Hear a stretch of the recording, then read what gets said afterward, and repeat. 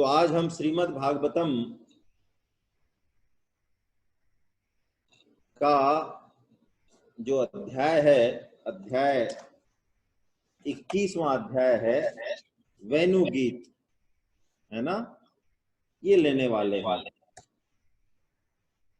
अब चूंकि श्रीमद् भागवतम में तो हमारे जो 30, 35, 40 साधक हैं वही रहते हैं, लेकिन अब ये जूम पे हो रही है तो इसलिए जो नए लोग हैं उनको भी थोड़ा थोड़ा कनेक्ट करने के हिसाब से थोड़ा सा बैकग्राउंड पे हम चर्चा कर लें। श्रीमद् भागवतम जो 18 पुराण हैं हमारे यहाँ, हमारे साहित्य में 18 पुराण हैं, तो उन सब पुराणों का ये तिलक है, सर्वोच्च पुराण है, महापुराण है ये श्रीमद् भागवतम, जिसमें कि 18 अध्याय हैं। 18 अध्याय नहीं, सॉरी, जिसमें 576 अध्याय हैं और इसमें जी इसमें 12 स्कंद हैं और 576 अध्याय हैं और 18,000 इसमें श्लोक हैं, है ना। श्रीमद् भागवतम में श्रीमद् भागवतम की जो रचना की है वेद व्यास जी महाराज ने, वो इनकी अंतिम कृति है। अंतिम कृति का मतलब जब इन्होंने वेदों का विभाग कर दिया, यानी एक वेद थे उनको जो है इन्होंने 4 वेदों में बदल दिया। जी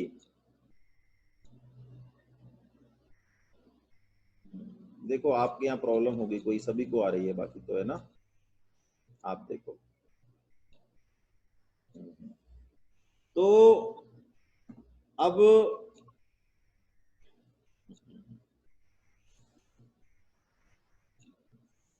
श्रीमद् भागवतम की वेद व्यास जी ने रचना क्यों की कि सारे वेद पुराण उपनिषद इनको रचने के बाद भी उनको, उनके दिल को, उनके चित्त को वो प्रसन्नता, वो आनंद प्राप्त नहीं हुआ जो कि होना चाहिए। उनके जीवन में जो पूर्णता आनी चाहिए वो नहीं आई, वो थोड़े खिन्न से थे। तो उसके बाद वेद व्यास जी महाराज जब खिन्न थे तो उनके जो गुरुदेव हैं श्री नारद जी महाराज, वो आए, उनसे उन्होंने पूछा कि इतना सब कुछ होने के बाद, इतना सब कुछ लिखने के बाद भी मेरे खिन्नता क्यों है। तो उन्होंने यही कहा नारद जी ने कि आपने भगवान श्री कृष्ण की लीलाओं का गुणगान नहीं किया है, खुले दिल से उनकी कथामृत का पान नहीं किया है, उनकी गुणों का, लीलाओं का आपने खुले दिल से, उन्मुक्त दिल से जो है वर्णन नहीं किया। इस कारण आपके हृदय में वो बात जो आनी चाहिए पूर्णता, वो नहीं है। तो ये जो भागवत महापुराण है, ये सभी वेदों का, उपनिषदों का साहित्य है ना, जितना भी साहित्य है एक तरह से उसकी ये टीका है, उनका सार है ना। बहुत ही और रसीला है, बहुत ही सरल भाषा में इसको कहा गया है। तो श्रीमद् भागवतम का जो कोर्स है, 18,000 श्लोक है इसमें। जयपुर में जो कोर्स चलता है करीब 4 से 5 साल उसमें लगते हैं, और इसके लिए ये कहा जाता है कि आपको पहले भगवत गीता का अनुभव होना चाहिए, है ना। भगवत गीता थोड़ी सी अच्छे से पढ़ी हुई हो तो ये समझ में आता है कि भागवत का क्या रस है। क्योंकि श्रीमद् भागवतम के अब जिस 10वें स्कंद में हम प्रवेश कर रहे हैं, वो 10वां स्कंद प्रभु का हृदय कहलाता है। और इस हृदय में भी जो पंच प्राणों में से सबसे मुख्य प्राण है, हमने देखिए गीता में 10 प्राणों की चर्चा थी, 10 प्राणों में भी 5 प्राण मुख्य हैं, और 5 प्राणों में भी जो प्राण हैं, तो ये जो रास पंचाध्यायी नाम से 5 अध्याय आगे आएंगे, जो गोपी गीत आएगा, ये श्रीमद् भागवतम के पंच प्राण है। और वेणु गीत एक तरीके से इस पंच प्राण में, इस रास पंचाध्यायी में घुसने का सर्टिफिकेट है। वेणु गीत है क्या, इस पर हम आज चर्चा करेंगे।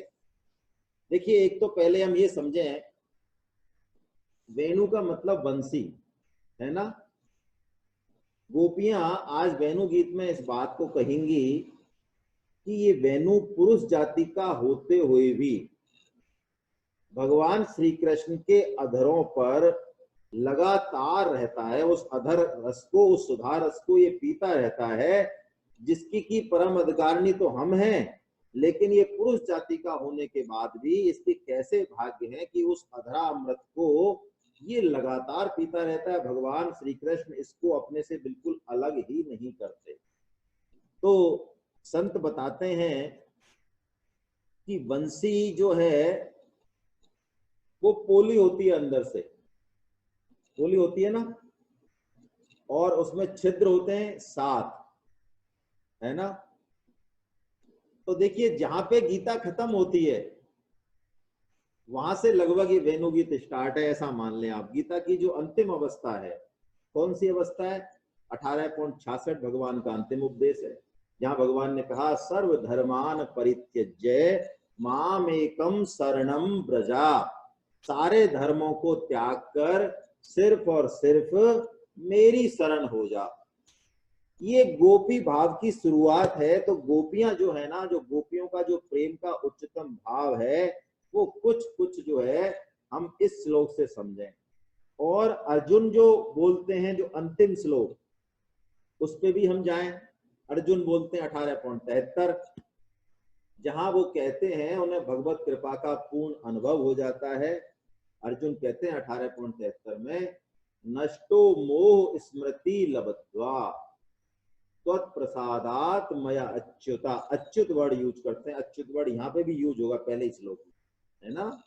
अच्युत का मतलब है भगवान अपनी स्थिति से कभी भी च्युत नहीं होते, गिरते नहीं है नीचे, चाहे वो जिस अवतार में हो, चाहे वो जो लीला करें, चाहे वो जैसी क्रिया करें, भगवान तो अपने स्वरूप में हमेशा स्थित रहते हैं। वो जो भी क्रिया करते हैं, जो भी लीला करते हैं, वो जो है भक्तों को सुख देने के लिए होती है।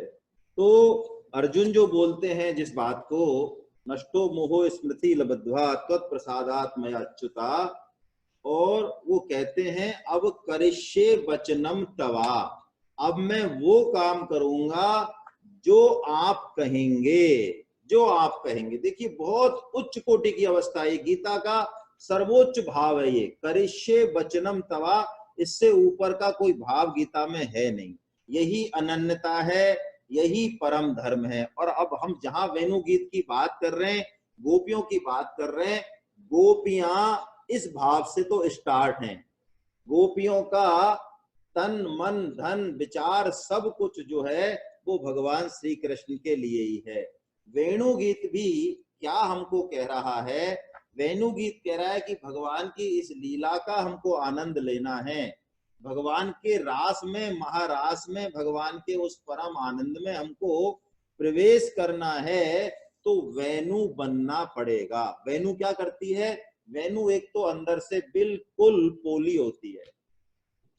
हमारे अंदर खुद का कोई भी मनमाना भाव नहीं हो, हम अंदर से बिल्कुल सरल और निष्कपट हो जाए, पहली बात। दूसरी बात, वेणु में 7 छिद्र होते हैं, और ये जो रूप वेणु धारण करती है, इसके लिए उसको बहुत सारे कठिन प्रक्रिया से गुजरना पड़ता है। पहले लकड़ी कटती है, छिलती है, पोली होती है, छेद होते हैं, पता नहीं क्या क्या कितनी कितनी कठिन परिस्थितियों से उसको गुजरना पड़ता है। उसके बाद वो वेणु का रूप धारण करती है, और बिल्कुल उसका खुद का कोई स्वर नहीं होता। वेणु का खुद का कोई स्वर नहीं होता। सप्तम स्वर उसमें निकलते हैं, पंचम स्वर उसमें निकलते हैं, लेकिन जो कृष्ण चाहें उसी स्वर में वेणु बजती है। ये जीव की सर्वोच्च अवस्था है, और वस्तुतः जीव को भगवान ने जो ये मनुष्य बनाया है, मनुष्य जन्म का उद्देश्य भी यही है, उस परम प्रेम का आदान और प्रदान। भगवान हमारे साथ उस परम प्रेम का आदान प्रदान करना चाहते हैं, तो भगवान हमारे साथ खेलें, क्रीड़ा करें, उस परम प्रेम में, उस रास में, उस महारास में हमको शामिल करें। इसके लिए हमको अपना मन माना आचरण बंद करना पड़ेगा, अपने मन बुद्धि की सुनना बंद करना पड़ेगा। हम तो वही काम करें जिससे कि भगवान जो है राजी हो। करिष्ये वचनम तवा, वेणु होने का मतलब ही है, वेणु गीत में जाने का मतलब ही है कि हमारा चित्त इतना शुद्ध हो जाए, हमारी मन बुद्धि में एक बात बिल्कुल स्पष्ट रूप से बैठ जाए कि परम धर्म क्या, जिससे भगवान राजी हो जाएं वो। बाकी जितनी भी धर्म की और परिभाषा है वो सब बेकार है, ये मान लें हम। तुलसीदास जी महाराज की बहुत बढ़िया एक उक्ति है, मैं उससे अपनी बात स्टार्ट करूंगा, फिर हम वेणु गीत जो है वो चालू करते हैं। देखिए, सुनिएगा आप अच्छे से, तुलसीदास जी महाराज क्या कह रहे हैं। ये वेणु गीत के लिए, इस रास में प्रवेश करने के लिए हमें इस लेवल पे होना चाहिए, तब हम इस रास का मतलब को समझ पाएंगे। तुलसीदास जी महाराज कह रहे हैं, काम से रूप प्रताप दिनेश से, सोम से शील गणेश से माने। यानी सुंदरता कैसी है? काम से रूप, अरे कामदेव से भी ज्यादा भले ही आप सुंदर हो। प्रताप दिनेश से, आपका प्रताप पता नहीं है ना कितना बड़ा हो, है ना। काम से रूप प्रताप दिनेश से, सौम से शील गणेश से साने। हरिचंद से साचे बड़े विधि से, मघवा से महीप विषय सुख साने। हरिश्चंद्र से भी आप सच्चे हो चाहे, और ब्रह्मा जी से भी आप बड़े हो। हरिचंद्र से साचे बड़े विधि से, मघवा से महीप, इंद्र को जो सुविधाएं हैं उससे भी ज्यादा भौतिक सुख सुविधाएं आपके पास हो। और सुख से मुनि सारद से बक्ता, सुखदेव जैसे आप चाहे मुनि हो, सरस्वती माँ जैसे आप वक्ता हो। चिरजीवन लोमस ते अधिकाने, और आपकी उम्र लोमस ऋषि से भी ज्यादा हो। आप समझते हैं लोमस ऋषि की उम्र? ब्रह्मा जी की पूरी उम्र बीत जाती है ना। ब्रह्मा जी की आयु का ही कैलकुलेशन करें तो हमारे दिमाग के परखच्चे उड़ जाएंगे। तो ब्रह्मा जी की जब पूरी उम्र बीत जाती है तो लोमस जी महाराज जो है ना, उनका एक बाल टूटता है, लोमस जी महाराज का, है ना। तो सुख से मुनि सारद से बक्ता, और चिरजीवन लोमस ते अधिकाने। और ऐसे भय तो कहा तुलसी, जो राज बिलोचन राम न जाने। वो कह रहे हैं ऐसे आप हो गए तो भी क्या बात है, कोई बात नहीं है। ऐसे जो भय तो कहा तुलसी, जो राज बिलोचन राम न जाने। यदि आपने भगवान के उस अनन्य प्रेम को प्राप्त नहीं किया तो ये सारा होना नहीं होने के बराबर है। आगे कह रहे हैं, अरे झूमत द्वार मतंग अनेक। मतंग यानी हाथी। हाथी भी कैसे? जिनके मद चुचा रहा है, ऐसे हाथी मिलना बहुत मुश्किल है। आपके दरवाजे पर ऐसे सैकड़ों हाथी बंधे हैं। कैसे? झूमत द्वार मतंग अनेक, जंजीर जरे मद अम्बु चुचाते। और तीखे तुरंग मनोगति चंचल, कौन के गौनहु ते बढ़ी जाते। तीखे तुरंग मनोगति चंचल, यानी आपके पास ऐसे घोड़े हैं जो मन की गति से भी तेज चलते हैं। और भीतर चंद्रमुखी अवलोकति, बाहर भूप खरे न समाते। बाहर राजा महाराजाओं की भीड़ लग रही है आपके यहाँ, अंदर जो है चंद्रमुखी विराजमान है। और ऐसे भय तो कहा तुलसी, जो पे जानकी नाथ के रंग नहराते। इतने सारे भोग ऐश्वर्य मान बड़ाई को तज के और भगवान के प्रेम को महत्ता देना, यही गोपी भाव है, यही अनन्यता है, यही अनन्यता है। तो ये वेणु गीत में जो सुखदेव जी महाराज बता रहे हैं, ये भक्ति की सर्वोच्च अवस्था, भक्ति की जो अति दुर्लभ रस का आस्वादन करने के लिए वो गोपियों को मानो बुलावा दे रहे हैं। और देखिए बड़े मजे की बात है कि भगवान वेणु गीत तो बजाएंगे, पूरे ब्रह्मांड में वो गूंज सुनाई देगी, लेकिन वो गूंज जो इसके योग्य हैं उन्हीं को सुनाई देगी, बाकी लोगों को सुनाई नहीं देगी। तो आइए हम इस वेणु गीत को जो है चालू करते हैं पढ़ना। श्री सुखदेव जी कहते हैं कि शरद ऋतु में वह वन बहुत सुंदर हो गया था। जलाशयों में खिले हुए कमलों की सुगंध वाली वायु मंद मंद बह रही थी, है ना। पहला ही श्लोक है ये। इत्थम शरत स्वच्छ जलम पद्माकर सुगंधिना न विशद वायुनाम वातम स गोपाल को अच्युता। तो भगवान श्री कृष्ण, भगवान श्री अच्युत ने ऐसे वातावरण में गौयों और ग्वाल वालों के साथ उस वन में प्रवेश किया।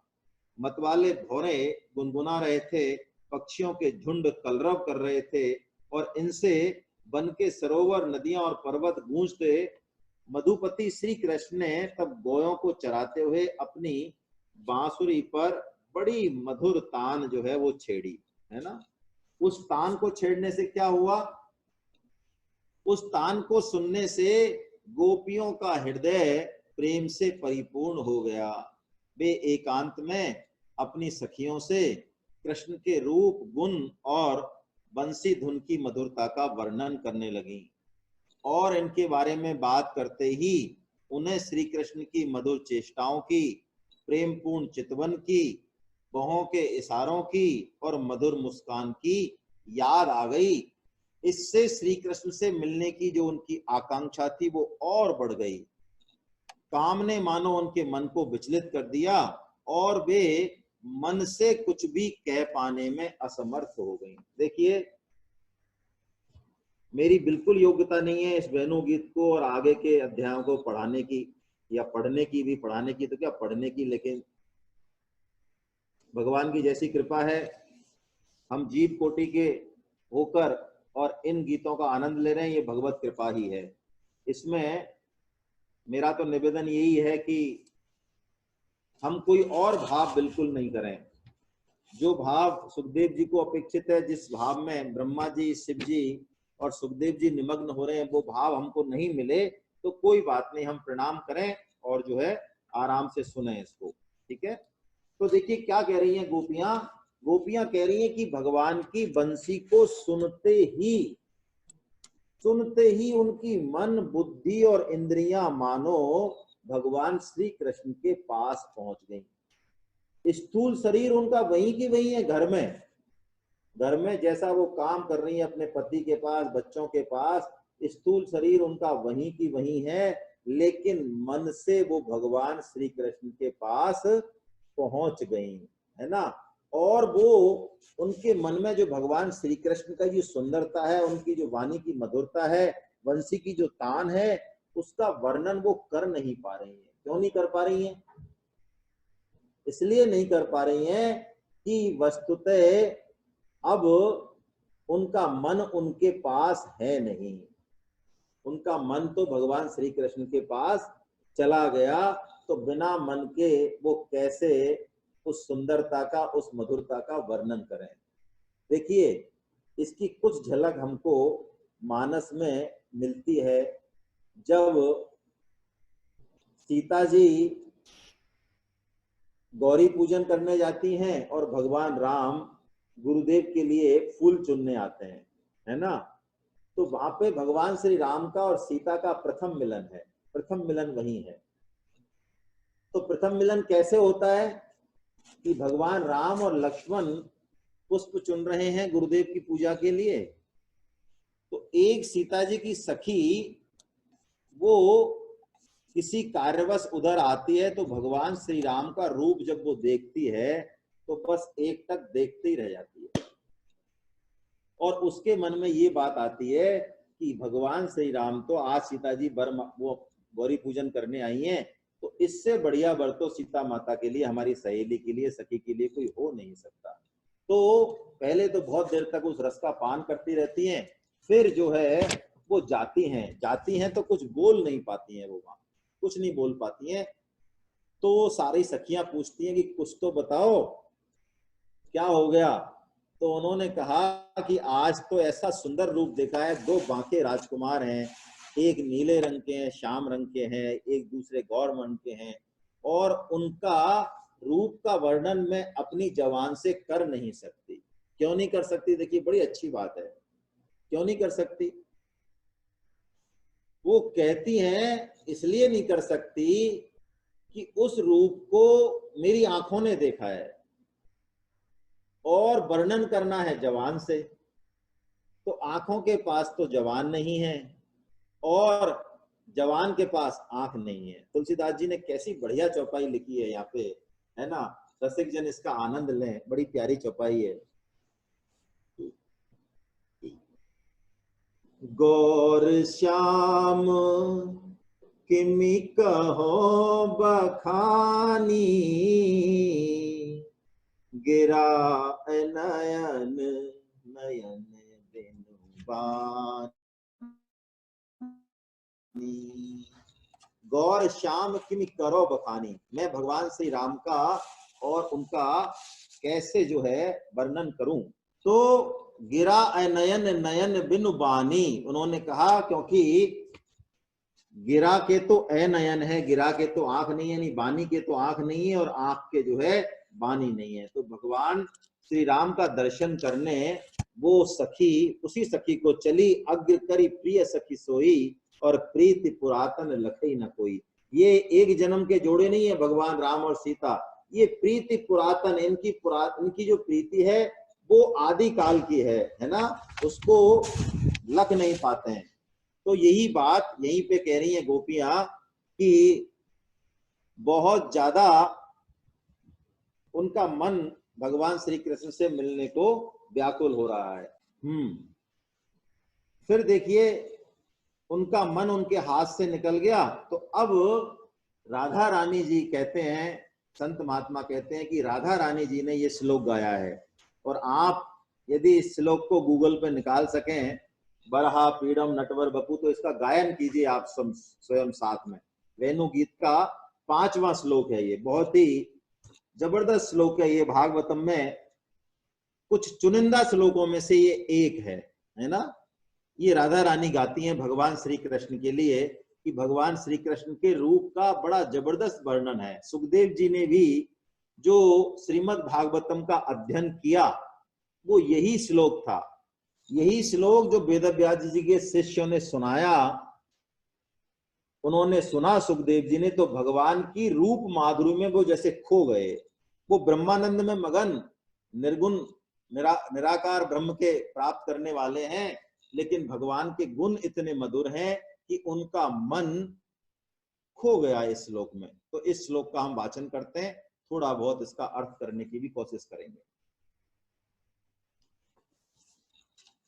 वरहा पीडम नटवर बपू, कर्णयो कर्णिकारम, बिभ्रद वासे कनक कपशम, वैजयंती च माला, रंधारवेनो रधर सुधया, पूरयन् गोप वृंदे, वृंदारण्यं स्वपद रमणम्, प्राविशद गीत कीर्ति। वरहा पीडम नटवर वपु, कर्णयो कर्णिकारम। देखिए भगवान श्री कृष्ण जो है, कनेर के फूल नहीं होते हैं पीले पीले, तो भगवान बड़े लीलाधारी हैं, भगवान बड़े कौतुकी भी हैं, एक से एक बढ़कर कौतुक करने में, क्रीड़ा करने में, प्रेम का आदान प्रदान करने में भगवान का कोई सानी नहीं है। तो कहते हैं संत महात्मा कहते हैं कि भगवान जब नंद बाबा के महल के आगे खड़े होते थे, गाय माताओं को चराने के लिए तैयार होते थे तो कनेर के फूल को अपने कान में लगा लेते थे। ये भगवान का कोड वर्ड था कि आज जो है लीला किधर होगी, इधर की तरफ होगी कि इधर होगी, किस एरिया में होगी, ऐसा मैसेज कहते हैं भगवान सारी गोपियों को दे देते थे कोड वर्ड में ही। हाँ, बरहा पीडम, भगवान मोर पंख लगा के, बरहा यानी मोर पंख, बरहा पीडम नटवर बपू। देखिए सुंदरता की सीमा है भगवान, सुंदरता की भगवान सीमा है। नटवर बपू कर्णयो कर्णिकारम, भगवान उस कनेर के फूल को कभी इस कान में कभी उस कान में, रोज अलग अलग, है ना। तो मैं पढ़ लेता हूं पहले इसका हिंदी अर्थ। सिर पर मोर पंख, कानों में कनेर के पीले पीले पुष्प, शरीर पर सुनहरा पीतंबर और गले में वैजंती माला धारण करके वो वन में प्रवेश कर रहे हैं और बांसुरी के छिद्रों को वो अपने अधरामृत से भर रहे हैं। उनके पीछे पीछे ग्वालवाल उनकी लोक पावन कीर्ति का गान कर रहे हैं। भगवान कह रहे हैं कि रंध्रार वेनो रधर सुधया, भगवान के जो अधर हैं उस अधर सुधा को, उस परम प्रेम को, परम रस को भगवान जो है इस वेणु के माध्यम से अनंत जीवों को, अनंत कोटि कोटि जीवों को प्रदान कर रहे हैं। और जड़ चेतन का भेद खत्म हो गया है। भगवान जब वेणु बजाते हैं ना तो चेतन की तो क्या चले, भगवान के जो धाम में, वृंदावन में, जो लीला स्थली में जो जड़ हैं यानी पत्थर हैं, पेड़ हैं, गाय है और भी दूसरे जीव जंतु हैं, मृग हैं, बादल हैं, वो सब भगवान के इस वेणु गीत से परम आनंद में मग्न हो जाते हैं, अपनी स्वाभाविक गति को जैसे भूल जाते हो, है ना। यही बात कह रही हैं। आगे इसी में ही हमारा वर्णन आएगा, वेणु गीत में सब भावों का वर्णन आएगा, धीरे धीरे हम लेते हैं इसी हिसाब से। 13 श्लोक हैं देखिए वेणु गीत में टोटल, है ना। अब वेणु गीत शुरू होता है, 7वां श्लोक हम ले रहे हैं, है ना। पहले श्लोक का वाचन कर लेता हूं मैं, आप सुने बस, है ना। अक्षणवतां फलमिदं न परम विदाम, सख्ये पशूनन विवेशयतोरवयस्ये, वक्त्रं ब्रजेश सुतयोरनुवेणुजुष्टम्, येरवा निपीत मनुरक्त कटाक्ष मोक्षम। गोपियां कह रही हैं कि श्री कृष्ण और गौर सुंदर बलराम के मनोरम मुख कमलों का दर्शन करना ही आंखों की वास्तविक सफलता है। श्री कृष्ण और बलराम ग्वाल वालों के साथ गायों को हाँक कर वन में प्रवेश कर रहे हैं और शाम को वापस ब्रज में लौट रहे हैं। उन्होंने अपने अधरों पर मुरली धर रखी है और प्रेम भरी चितवन से हमारी ओर देख रहे हैं। यही देखना आंखों के लिए बहुत बड़े सौभाग्य की बात है। देखिए जीवन में भगवान श्री कृष्ण की लीलाओं में भाग लेना, उस रस की अनुभूति करना, वृंदावन का लता पता भी बन जाना, ये प्रेमी जनों के लिए, बड़े बड़े संत महात्माओं ऋषि मुनियों के लिए परम लाभ की बात है। भगवान श्री कृष्ण के दर्शन से बड़ा लाभ इन आंखों के लिए और कोई दूसरा है नहीं। यहाँ एक बहुत बड़ी बात छुपी हुई है। हम भगवत गीता का 6वां अध्याय ले रहे हैं। 6वें अध्याय में आगे एक 22वां श्लोक आएगा, है ना। 22वां श्लोक आएगा। वो श्लोक क्या है? कसौटी है इसकी कसौटी है कि एक बार यदि उस रस को, उस सुख को हम पी लें, थोड़ा सा महसूस कर लें, तो फिर हम कहीं भी इधर उधर विचले। श्लोक कह रहा है यम लब्ध्वा चापरम लाभम मन्यते नाधिकम ततः। भगवान कह रहे हैं कि उस सुख को प्राप्त करने के बाद उससे बड़ा सुख कोई है ही नहीं। फिर आपका मन, हमारा मन कहीं विचलित होगा ही नहीं, क्योंकि परम सुख, परम आनंद की हमने प्राप्ति कर ली। तो गोपियां यही कह रही हैं कि हमारी आंखों का तो सबसे बड़ा लाभ जिंदगी का, इस जीवन का, इस मनुष्य शरीर का सबसे बड़ा लाभ ये है कि हम इन आंखों से हमारे प्रियतम के दर्शन करते रहें, दर्शन करते रहें। देखिए, रहीम जी यवन कुल में पैदा हुए वैसे तो, लेकिन भगवान की भक्ति का प्रभाव देखें, भगवान के प्रेम का, उनकी कृपा का प्रभाव देखें कि रहीम जी क्या लिखते हैं, इस वृंदावन का एक कण रज भी बन जाना, वृंदावन में कुछ भी किसी भी रूप में जन्म ले लेना कितनी बड़ी बात है, ये रहीम जी हमको बता रहे हैं। उद्धव जी भी बताएंगे आगे इसी भागवत में, वृंदावन किमपि लता गुल में लता औषधाम। उद्धव जी भी जब गोपियों से संवाद करते हैं तो प्रेम में सरोवर होकर वो यही बात कहते हैं कि हे गोपियों, मेरे को तो अब समझ में आ गया कि प्रेम से बढ़कर कोई चीज नहीं है। मैं तो वृंदावन में अगला जन्म यदि दें भगवान तो खूब दें, वृंदावन में चाहे मुझे लता बना दें, पता बना दें, कुछ भी बना दें चाहे वृंदावन में, ऐसा वो कहती है। तो रहीम जी क्या कहते हैं देखिए वृंदावन के बारे में और इस सुख के बारे में थोड़ा सा हम सुनते हैं। मानुष हो तो वही रस खान, बसो ब्रज गोकुल गांव के ग्वारन। मानुष हो तो वही रस खान, वो कह रहे हैं कि भैया मनुष्य बनाओ, भगवान आपकी कृपा यदि ऐसी हो जाए तो मनुष्य बना देना, लेकिन मनुष्य भी कहाँ बनाना, मनुष्य बनाना हमको तो आपके साथ जो ग्वाल वाल हैं, जो सखाए हैं ना, ऐसा मनुष्य बनाना, आपके साथ हम बस क्रीड़ा करें, गाय चराएं। मानुष हो तो वही रस खान, बसो ब्रज गोकुल गांव के ग्वारन। और जो पशु हो तो कहा बस मेरो, और पशु योनि में भेजना हो आपको, वो कह रहे हैं कोई दिक्कत नहीं है मेरे को, मेरा बस तो है नहीं, आपको लगता है कि हम पशु बनने लायक है, हमें कोई समस्या नहीं है। अरे जो पशु हो तो कहा बस मेरो, चरो नित्य नंद की धेनु मझारन। गैया बना देना वृंदावन में नंद की, जिससे कि भगवान श्री कृष्ण हमको चराने ले जाए। और पाहन हो तो वही गिरि को, जो धर्यो कर छत्र पुरंदर धारन।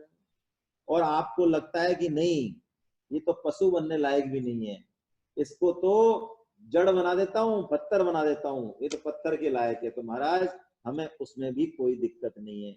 अच्छा, हमें तो आप पत्थर बनाओ, तो गिरिराज जी महाराज का बना देना, जिस गिरिराज जी महाराज को भगवान श्री कृष्ण ने छत्र की तरह पुरंदर धारण, उस इंद्र की वर्षा को रोकने के लिए जो छत्र की तरह जो है उन्होंने धारण कर लिया था, है ना।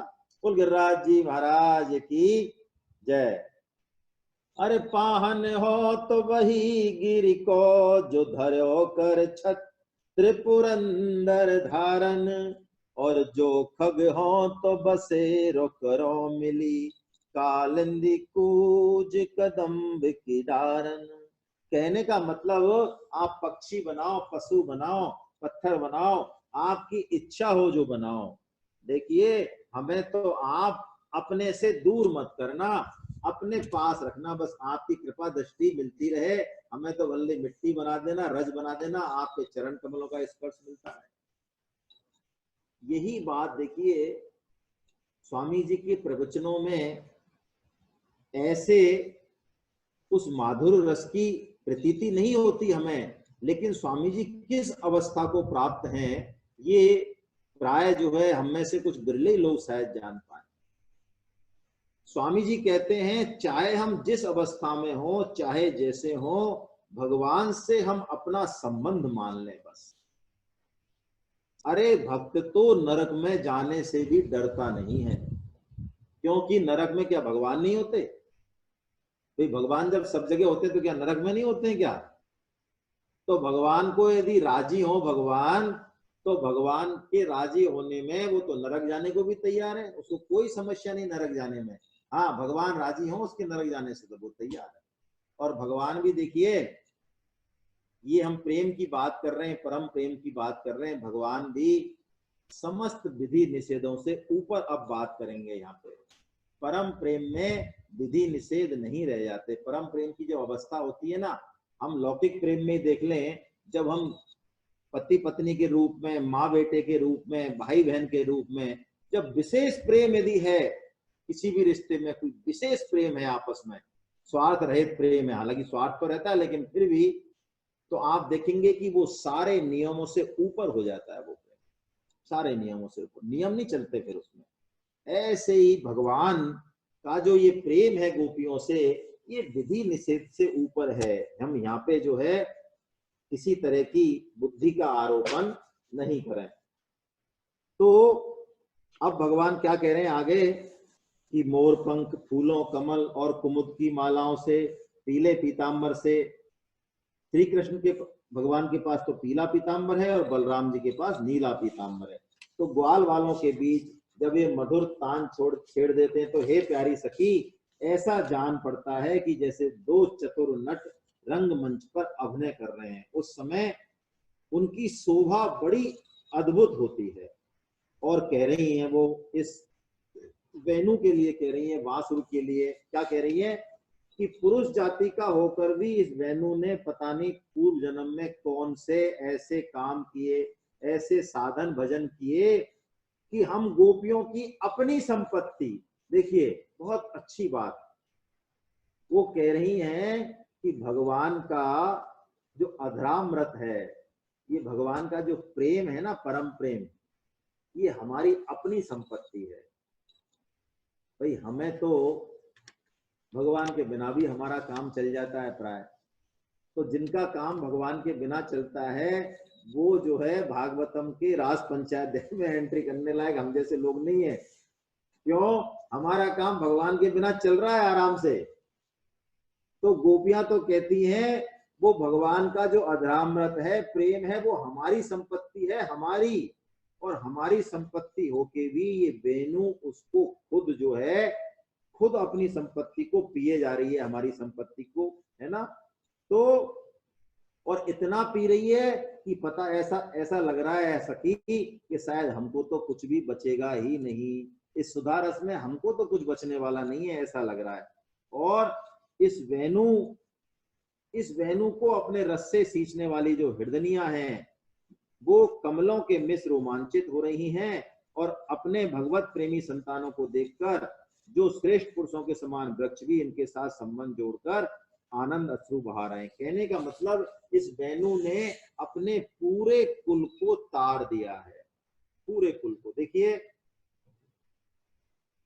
भगवान की भक्ति, भगवान का प्रेम यदि मिल जाए तो ये पक्की बात हम मान लें कि इस संसार में जो हम करने आए वो सब हमने कर लिया, सब कर लिया। प्रहलाद जी का चरित्र श्रीमद् भागवतम में जब हमने लिया था तो उसमें एक श्लोक आया कि प्रहलाद जी कहते हैं कि भाई भगवान जब बहुत ज्यादा वर मांगने की वो कहते हैं, भगवान की वर मांगो प्रहलाद, मैं प्रसन्न हूं नरसिंह भगवान। तो वो कहते हैं कि मेरे पिताश्री ने जो आपसे द्वेष किया तो इनकी मुक्ति हो जाए। देखिए आप दो वर मांगते हैं प्रहलाद जी, बहुत विलक्षण वर है वो, ये निष्कामता को दर्शाने वाले वर हैं, और बिना निष्कामता के ये आगे का जो भाव है ये हृदय में फिर प्रकट नहीं होगा। पहला वर तो वो ये मांगते हैं भगवान के बहुत जोर देने के बाद कि मेरे पिताश्री की अधोगति नहीं हो। तो भगवान कहते हैं बड़ी अच्छी बात कि प्रहलाद, भक्त प्रहलाद, बेटा प्रहलाद, अरे तुम्हारे जैसा भक्त जिस कुल में हो जाए उस कुल की 21 पीढ़ियां तर जाती हैं। कितनी? 21 पीढ़ियां। 7 तो मातृ कुल की और 14 पितृकुल की। अब आप बताइए, कोई पितर भी यदि मुक्ति के लिए छटपटा रहे हैं, कोई बात है, तो जितने प्रसन्न वो और कर्म कांडों से नहीं होते, उतने प्रसन्न वो भक्ति से होते हैं। भागवतम में लिखा है, मैं अपने मन से नहीं कह रहा हूं, आप प्रहलाद जी के चरित्र में दोनों श्लोक चाहें तो देख लें एज इट इज शब्दों में। उसमें लिखा है कि किसी कुल में यदि भगवान का भक्त जन्म लेता है, भगवान का भजन करता है, नाम संकीर्तन करता है, तो जो पितर होते हैं, जो किसी वजह से मान लो उनकी गति अटक रही है, तो वो नाचते हैं, नृत्यंती मोदते पितरा, नाचते हैं, नृत्य करते हैं, गाते हैं, उल्लसित होते हैं। क्यों होते हैं? इसलिए होते हैं कि अब इस कुल में हमारे हमारे हमारी मुक्ति करने वाला आ गया है, कोई न कोई आ गया है ना। चलिए, तो बात यही आ रही है, यहाँ पे गोपियां कह रही हैं, वेणु गीत गा रही हैं, और वेणु गीत के लिए वो कह रही हैं कि देखिए हम तो नहीं, अरे हमारी तो छोड़ो, ये जो पशु पक्षी हैं उनका वर्णन कर रही हैं, ये भी भगवान की वेणु को सुन के, इस मधुर तान को सुनकर मान लो अपना सारा स्वभाव भूल के और बिल्कुल ठगी सी खड़ी हो गई हैं, निहार रही हैं भगवान को। क्या कह रही हैं? 10वां और 11वां श्लोक। अरे सखी, ये वृंदावन वैकुंठ लोक तक पृथ्वी की कीर्ति का विस्तार कर रहा है, क्योंकि ये यशोदा नंदन श्री कृष्ण के चरण कमलों से चिन्हित हो रहा है। जब श्री कृष्ण अपनी मधुर मुरली बजाते हैं, तब मतवाले मोरों को नाचते हुए देखकर सभी पशु पक्षी स्तब्ध होकर खड़े रह जाते हैं। जब श्री कृष्ण मुरली बजाते हैं तो हिरनिया अपने मृगों के साथ नंद नंदन के पास चली आती हैं और प्रेम भरी आंखों से उन्हें निहारने लगती हैं। वास्तव में उनका जो जीवन है वो धन्य है। आप श्लोक पढ़ेंगे तो उसमें आएगा, आकर्ण्यम वेणुरणितम सह कृष्ण सारा, यानी उनके कान बिल्कुल ऐसे खड़े हो जाते हैं कि एक एक शब्द भी वेणु का कहीं चला नहीं जाए। सह कृष्ण सारा। और देखिए, हमारे धर्म ग्रंथों में सह कृष्ण सारा से याद आया, धर्म पत्नी का तो प्रावधान है। हमारे यहाँ जो पत्नी है ना, वो भोग की वस्तु नहीं है, पति भी भोग की वस्तु नहीं है। हमारे यहाँ ये पति पत्नी का जो संबंध है, जो विवाह है, ये इतनी पवित्र संकल्पना है कि हम जैसे क्षुद्र कोटि के जीव जो अपनी कामनाओं को वश में नहीं रख पाए, वो एक विवाह जैसी पवित्र संस्था से अपनी कामनाओं को धर्म के अनुसार तृप्त करते हुए और उस परम लक्ष्य को बड़े आराम से प्राप्त कर सकें। ये विवाह जो संस्था है ना, ये ऐसी संस्था है। काम पत्नी की चर्चा नहीं है हमारे शास्त्रों में, हमारे शास्त्रों में धर्म पत्नी की चर्चा है। आप दूसरी संस्कृतियों में, यूरोपीय संस्कृति में बात करेंगे तो काम पत्नी की चर्चा है। काम पत्नी है तो आज भोग है, विलास है, कल नहीं है, कल मन भर गया तो तलाक भी है। हमारी पूरे धर्म ग्रंथों में तलाक नाम का कहीं शब्द नहीं है। ये बीवी शब्द भी हमारे हिंदू संस्कृति का नहीं है। आपको कहीं मिल जाए तो बता देना किसी भी धर्म ग्रंथ में। बीवी हमारे यहाँ नहीं, तलाक हमारे यहाँ नहीं, काम पत्नी हमारे यहाँ नहीं। हमारे यहाँ तो काम को इतना पवित्र माना गया है, धर्म का और मोक्ष का उस पर अंकुश और लक्ष्य रहता है। तो धर्म पत्नी, तो वो कह रही हैं ये मृगनिया जो है सह कृष्ण सारा, ये ऐसे जो है ऐसे खड़ी हो रही हैं, भगवान को सुख देने के लिए बिल्कुल मगन हो गई है ना। हम एक बार वहां गए, अभी अयोध्या गए शायद, ये नहीं, नैमिषारण्य गए। नैमिषारण्य में भगवत गीता की सेमिनार थी, तो वहां पे एक बहुत ही अच्छे महात्मा, उनका आशीर्वाद मिला, 1 घंटे तक उनका प्रवचन मिला। तो देखिए, अब तक इस बात पर निगाह नहीं गई, लेकिन जैसे ही हमें समय दिया उन्होंने, हम 2 बार गए, समय दे दिया, तो जैसे ही बैठे तो स्वामी जी महाराज का नाम आया। बातचीत हुई भी कैसे आएगी, यहाँ पे पास में एक होटल में गीता की सेमिनार चल रही है। अच्छा, बहुत अच्छी बात है, क्या कराते हो? कुछ नहीं कराते महाराज, भगवत गीता पे चर्चा होती है, 50 लोग हैं, सुबह से शाम तक भगवत गीता पे चर्चा करते हैं।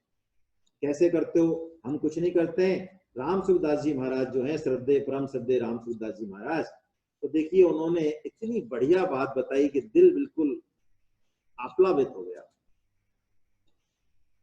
परम श्रद्धे स्वामी जी महाराज का नाम सुनते ही मानो वो मगन हो गए।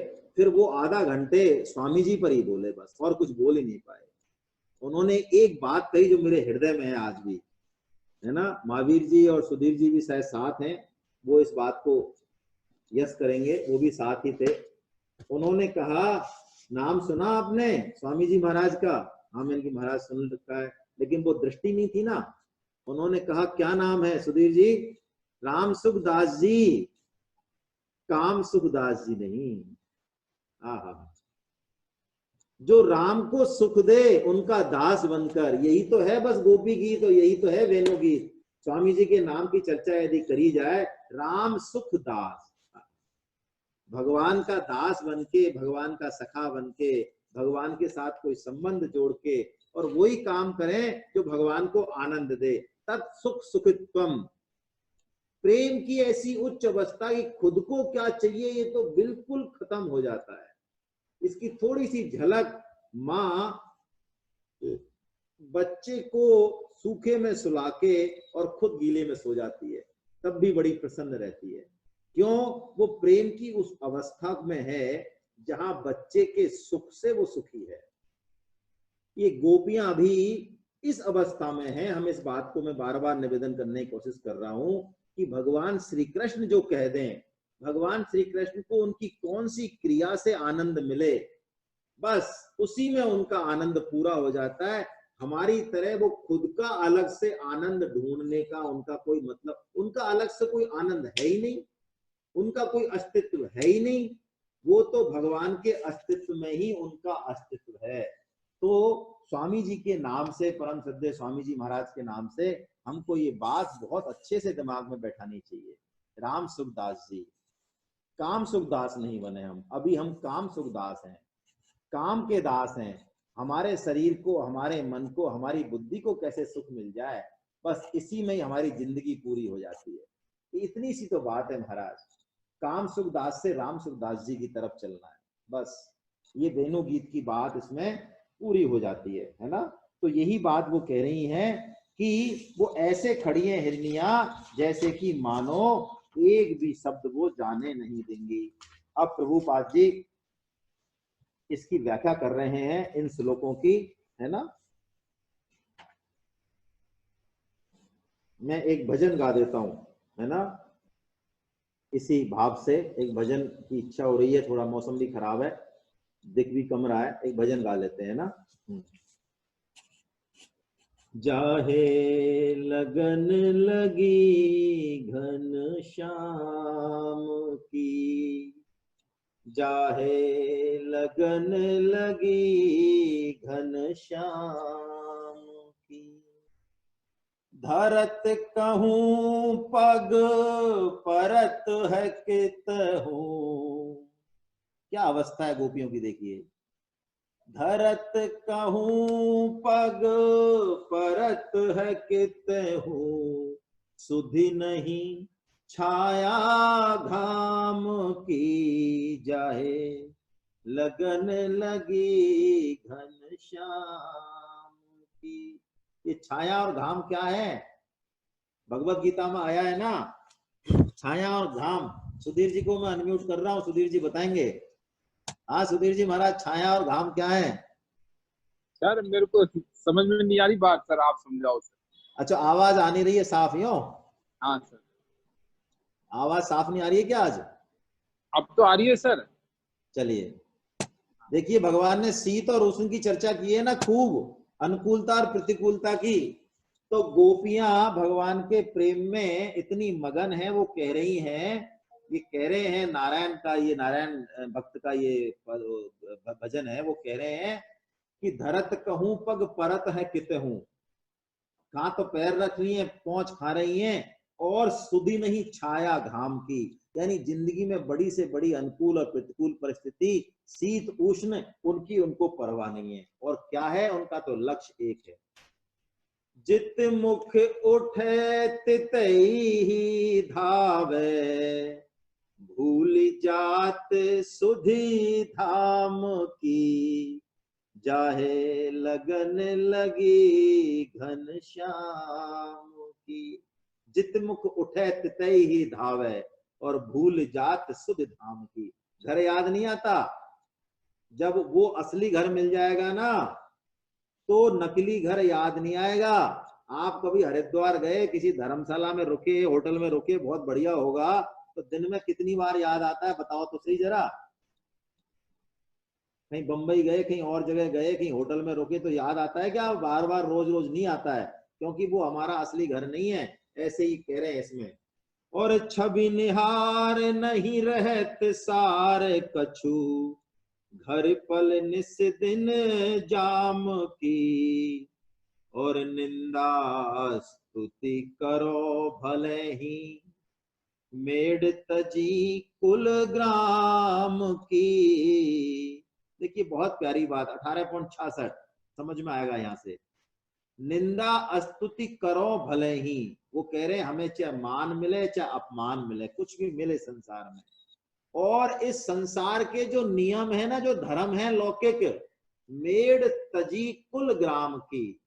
अब दुनिया चाहे भले नाम धरे, दुनिया चाहे कुछ भी कहे, लेकिन भगवान का अब प्रेम प्राप्त हो गया, हमको इन चीजों की कोई परवाह नहीं है। और नारायण भक्त कह रहे हैं अंतिम बात, नारायण बोरी भई डोले, रही न काहू काम की, जाहे लगन लगी घन श्याम की, जाहे लगन लगी घन श्याम की। जब हम भगवान की तरफ चलेंगे, भगवान के प्रेम को थोड़ा थोड़ा अनुभव करेंगे, तो मान लेना दुनिया हमको रिजेक्ट कर देगी। दुनिया के किसी काम के नहीं रहेंगे फिर हम। नारायण बोरी भाई डोले, रही न काहू काम की। जड़ भरत की कहानी सुनी है ना। जड़ भरत इसी स्टेज में रहते थे, उन्होंने देखा कि एक छोटे से मृग से आसक्ति करने के कारण मेरे को दूसरा जन्म लेना पड़ गया। तो अगले जन्म में ब्राह्मण कुल में जन्म होने के बाद भी वो किसी से बोलते नहीं थे, कोई रिएक्शन नहीं देते थे। कोई काम बताए, काम कर दिया, बाकी रोटी मिले, पानी मिले, निंदा हो, अपमान हो, कोई मतलब नहीं। एक लक्ष्य जड़ भरत जी का बस। ऐसी ये गोपियां हैं जो इसी लक्ष्य की तरफ चल रही हैं, है ना। अब व्याख्या में प्रभुपाद जी कह रहे हैं कि गोपियां वहां जाना चाह रही थी जहां भगवान श्री कृष्ण बलराम जी के साथ लीला कर रहे थे, और वो गोपियां लता पताओं के पीछे छिपकर उनकी लीलाएं देखना चाह रही थी। इस व्याकुलता में मानो उनका मन और स्थूल शरीर और इंद्रियां, वो सब कुछ स्थूल शरीर को छोड़कर वो मन और इंद्रियां लीला स्थली पर पहुंच गया, और उन्हें उन लीलाओं के दर्शन होने लगे जो भगवान श्री कृष्ण कर रहे थे, है ना। और इन लीलाओं के दर्शन गोपियां ही नहीं कर रही हैं, जो भी वहां की हिरनिया है, मृग है, कबूतर है, वो सब कर रहे हैं, मोर है। देखिए ये हिरनिया, मृग, कबूतर जो है ना, ये बड़े बड़े ऋषि मुनि हैं, एक से एक भक्त हैं, जो कि भगवान की लीलाओं में पात्र बनने के लिए इस वृंदावन में इस तरह का जन्म लेके आए हैं, है ना। तो यही बात वो कह रही हैं गोपियां कि कन कन जो है चैतन्य होके, जड़ भी चैतन्य होके, और भगवान की इस लीला में सहयोग कर रहा है, आनंदित हो रहा है। देवताओं की स्त्रियों की बात कर रही हैं कि देवताओं की स्त्रियां भी इस मधुर बांसुरी की तान सुनते ही विमान पर हैं, लेकिन वहां पर भी सुध बुध खो देती हैं। और कृष्ण की मिलने की तीव्र उत्कंठा से उनकी जो साड़ी है वो नीवी से खिसक कर जमीन पर आ जाती है, और चोटियों में गुथे फूल फूल पृथ्वी पर गिरने लगते हैं। और ये गौओं को देखो, हिरणों को देखो, ये अपने दोनों कानों को ऐसे खड़े करके उस मुरली की तान का अमृत पी रहे हैं, और मानो अपने नेत्रों से उस श्याम सुंदर को हृदय में ले जाकर विराजमान कर लेते हैं, और मनी मन मानो उनका आलिंगन कर रहे हैं। और क्या कर रहे हैं, जो बछड़े हैं उनकी दशा कैसी है, देखिए क्या वर्णन कर रही हैं। बछड़ों की दशा तो ऐसी है कि वो माता के स्तनों से दूध पी रहे हैं, दूध पीते पीते उनको वो मुरली की तान सुनाई दे गई, तो जो मुंह में दूध था वो मुंह की मुंह में ही रह गया, ना तो वो उगला जाए और ना जो निगला जाए, कुछ ही नहीं हो। वो बिल्कुल उस मुरली की तान में इतने आनंद मग्न हो गए, उनके हृदय में भगवान के रूप का स्पर्श और नेत्रों में आनंद के अश्रु हैं, है ना। कह रहे हैं सुखदेव जी महाराज कि गौयों को, बछड़ों को, पक्षियों को, इन सबको पक्षी कहना या पशु कहना तो भूल होगी, क्यों, ये तो अधिकांश सब बड़े बड़े ऋषि मुनि हैं, जो मनोहर डालियों पर शांत बैठकर निर्निमेष नेत्रों से कृष्ण की रूप माधुरी देखकर निहाल होते रहते हैं, और कानों में केवल उनकी वंशी का त्रिभुवन मोहन संगीत सुनते रहते हैं। हे मेरी प्यारी सखी, उनका जीवन कितना धन्य है। देखिए भगवान श्री कृष्ण कितने आतुर हैं इस क्रीड़ा करने को, इस प्रेम को करने को। भगवान श्री कृष्ण के एक सखा है श्रीदामा, नाम सुना है ना, श्रीदामा। श्रीदामा के साथ भगवान ने ब्रज में 11 साल बाल लीला की, उसके बाद तो भगवान मथुरा चले गए। तो ऐसा आया है, संतों के मुख से सुना है कि 11 साल में उन सब सखाओं की और भगवान की तृप्ति नहीं हुई खेलने से। तो श्रीनाथ जी के रूप में जब भगवान विराजे, जो आज नाथ द्वारा में है, पहले ये जतिपुरा में थे। जतिपुरा गांव है गोवर्धन जी में। तो श्री श्रीनाथ जी वहीं प्रकट हुए एक्चुअली। और अष्ट छाप के कवि 8 कवि हैं, सखाए उनके बहुत सारे। उसी में एक गोविंद स्वामी, वो श्रीदामा के अवतार हैं। तो गोविंद स्वामी से भगवान का प्रेम इतना विलक्षण है कि बिना गोविंद स्वामी से खेले बिना, बिना उनके साथ क्रीड़ा करे बिना भगवान को ना तो भोग आरोगते हैं वो, ना उनको नींद आती है, ना वो खाना भोजन प्रसाद पाते हैं। हर बार जो है वो रोज श्रीनाथ जी के रूप में रहते हुए भी गोविंद सखा के साथ खेलते हैं। तो देखिए क्या हुआ एक बार कि श्रीनाथ जी और गोविंद सखा गोविंद स्वामी जी दोनों खेल रहे थे। कौन सा खेल खेल रहे थे? जंगल में जाके श्रीनाथ जी अपने, जैसे ही पट बंद होते श्रीनाथ जी अपने पार हो जाते मंदिर से, तो दोनों गुल्ली डंडा खेल रहे थे, है ना। गुल्ली डंडा खेल रहे थे। तो गुल्ली डंडा खेलते खेलते ठाकुर जी का दब पहले आया। ठाकुर जी ने बहुत जो है गोविंद सखा को बहुत पदाया, है ना। और जब ठाकुर जी का नंबर आया गुल्ली डंडा में दाम देने का, तो उधर जो है टाइम हो गया मंदिर का टाइम हो गया। तो ठाकुर जी जो है अपना दाव दिए बिना मंदिर में आके जो है विराज गए। और गोविंद सखा उनके पीछे पीछे भागे। उन्होंने कहा कहाँ जा रहा है, सखाओं में तो सखा तो सखाई है, फिर भगवान थोड़ी है उनके लिए। तो गोविंद सखा पीछे पीछे गए और भगवान ने तो क्या किया, खट जो है अंदर जाके और मंदिर में हो गए। और जो उनके गोसाई जी महाराज है, विठल नाथ गोसाई जी महाराज, उन्होंने पट खोले और भगवान का श्रृंगार विंगार करने लगे। तो गोविंद सखा इतने में मंदिर के गेट पे आए और भगवान को जब विराजित देखा उन्होंने आसन पे कि अच्छा अभी तो मेरे साथ खेल रहे थे, मेरा दाव चुरा के आ गए और यहाँ पे आके तुम फसक से बैठ गए। तो उन्होंने जोर से जो गुल्ली थी उनके हाथ में, वो गुल्ली गुस्से में जो है भगवान की तरफ मारी जोर से। अब वो गुल्ली तो कितनी जगह तो जाती है, गंदी जगह महाराज, हम तो खेले बचपन में अपन सब, उसमें कोई शौचाचार का ध्यान थोड़ी रहता है। गुल्ली तो कई जगह जाती है उल्टी सीधी जगह।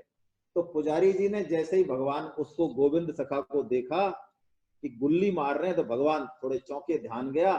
तो गोविंद सखा को बहुत बुरी फटकार लगाई और फटकार के उनको मंदिर से धक्का देके बाहर निकाल दिया। गोविंद सखा, गोविंद स्वामी जी महाराज मंदिर के बाहर कुंड था जहां से जंगल का रास्ता जाता था, वहीं से खेलने जाते थे सभी लोग। तो उस कुंड पे बैठ गए वो गोविंद सखा, गोविंद कुंड पे, और वहीं पे बहुत अच्छा पद बनाते थे वो, भगवान को पद सुनाते थे डेली। तो बुरी तरह से अंट संट वहां से गालियां देने लगे, बड़बड़ाने लगे कि, और उन्होंने एक पद गाया वहां से। उस पद का हम आनंद लेते हैं जिससे पता चले कि भगवान इन क्रीड़ाओं के कितने प्रेमी हैं, कितना उनको जो है इनके साथ प्रेमालाप करने में, क्रीड़ा करने में, गोपियों के साथ, सखाओं के साथ कितना आनंद आता है। गोविंद सखा क्या कह रहे हैं?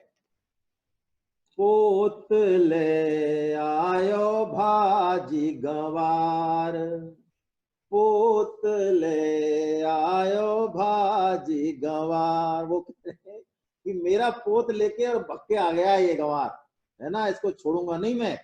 पोत ले आयो भाजी गंवार, और खोल के बार धस्यो घर भीतर, खोल के बार धस्यो घर भीतर, सिखे दिए लंगवार। अरे पुजारी जी, और लंगवार जो है इसने सिखा दिए, हमको धक्का देके बाहर निकाल दिया इसने।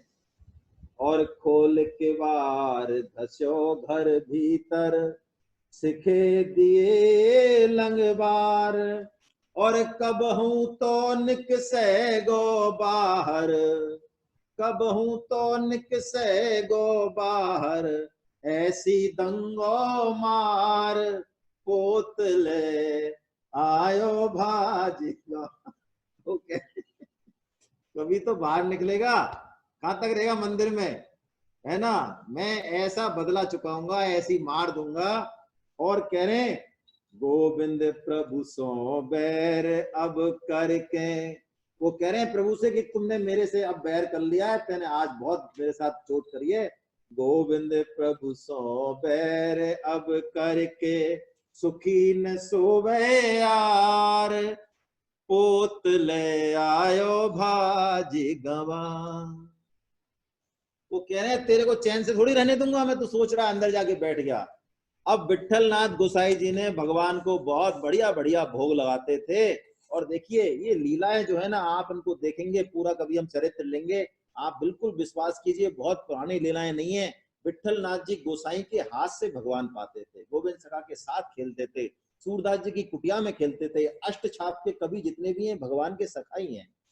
तो विट्ठलनाथ जी गोसाई ने जब भोग लगाया तो भगवान ने भोग आरोगा नहीं, वैसा की वैसा रखा रहा।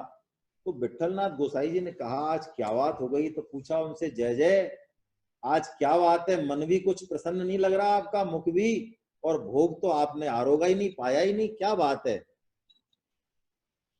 तो ठाकुर जी बोले बाबा आज हमारा मन अच्छा नहीं है। तो वो समझ गए कोई न कोई जो है ये गड़बड़ करके आए हैं। कि क्यों अच्छा नहीं है आपका मन, कि इतने बढ़िया बढ़िया आपको भोग लगाए हैं, आपकी जो अच्छी पसंद चीजें हैं वो सब बनाई हैं। अरे तो वो तो सब बनाई हैं, लेकिन जब हमारा मन ही अच्छा नहीं है तो हमको फिर कुछ भी अच्छा नहीं लग रहा। आज हमको कोई 56 भोग अच्छे नहीं लग रहे। कि क्यों नहीं लग रहे हैं, कोई बात तो हो तो बताओ महाराज। कि वो गोविंद सखा है, हाँ वो गोविंद सखा है, जानते हैं खूब अच्छे से। तो वो गोविंद सखा गोविंद कुंड पर बैठ के और हमको गाली दे रहा है, बड़बड़ा रहा है अंट संट, और हम अब खेलने जाएंगे तो वो हमारे हमसे बदला लेगा। तो हमारा जो है डर के मारे हमारा मन नहीं लग रहा है, और खेलने के बिना। तो उन्होंने कहा क्या जरूरत है तुमको खेलने की, तुम यहाँ जगमोहन में खेलो, इतना बढ़िया मंदिर है। जगमोहन मतलब बरामदे में, आंगन में खेलो ना खूब बढ़िया यहाँ। कि नहीं बाबा खेलने तो मैं जंगल में जाऊंगा सखाओं के साथ, यहाँ तो मैं नहीं खेलूंगा। तो क्या करें कि बाबा अब तो मैं भोग जब ही आरोगूंगा जब गोविंद सखा को मना के लेके आओ, आप मना के लेके आओ, और मैं और गोविंद सखा साथ साथ में ही भोजन करेंगे।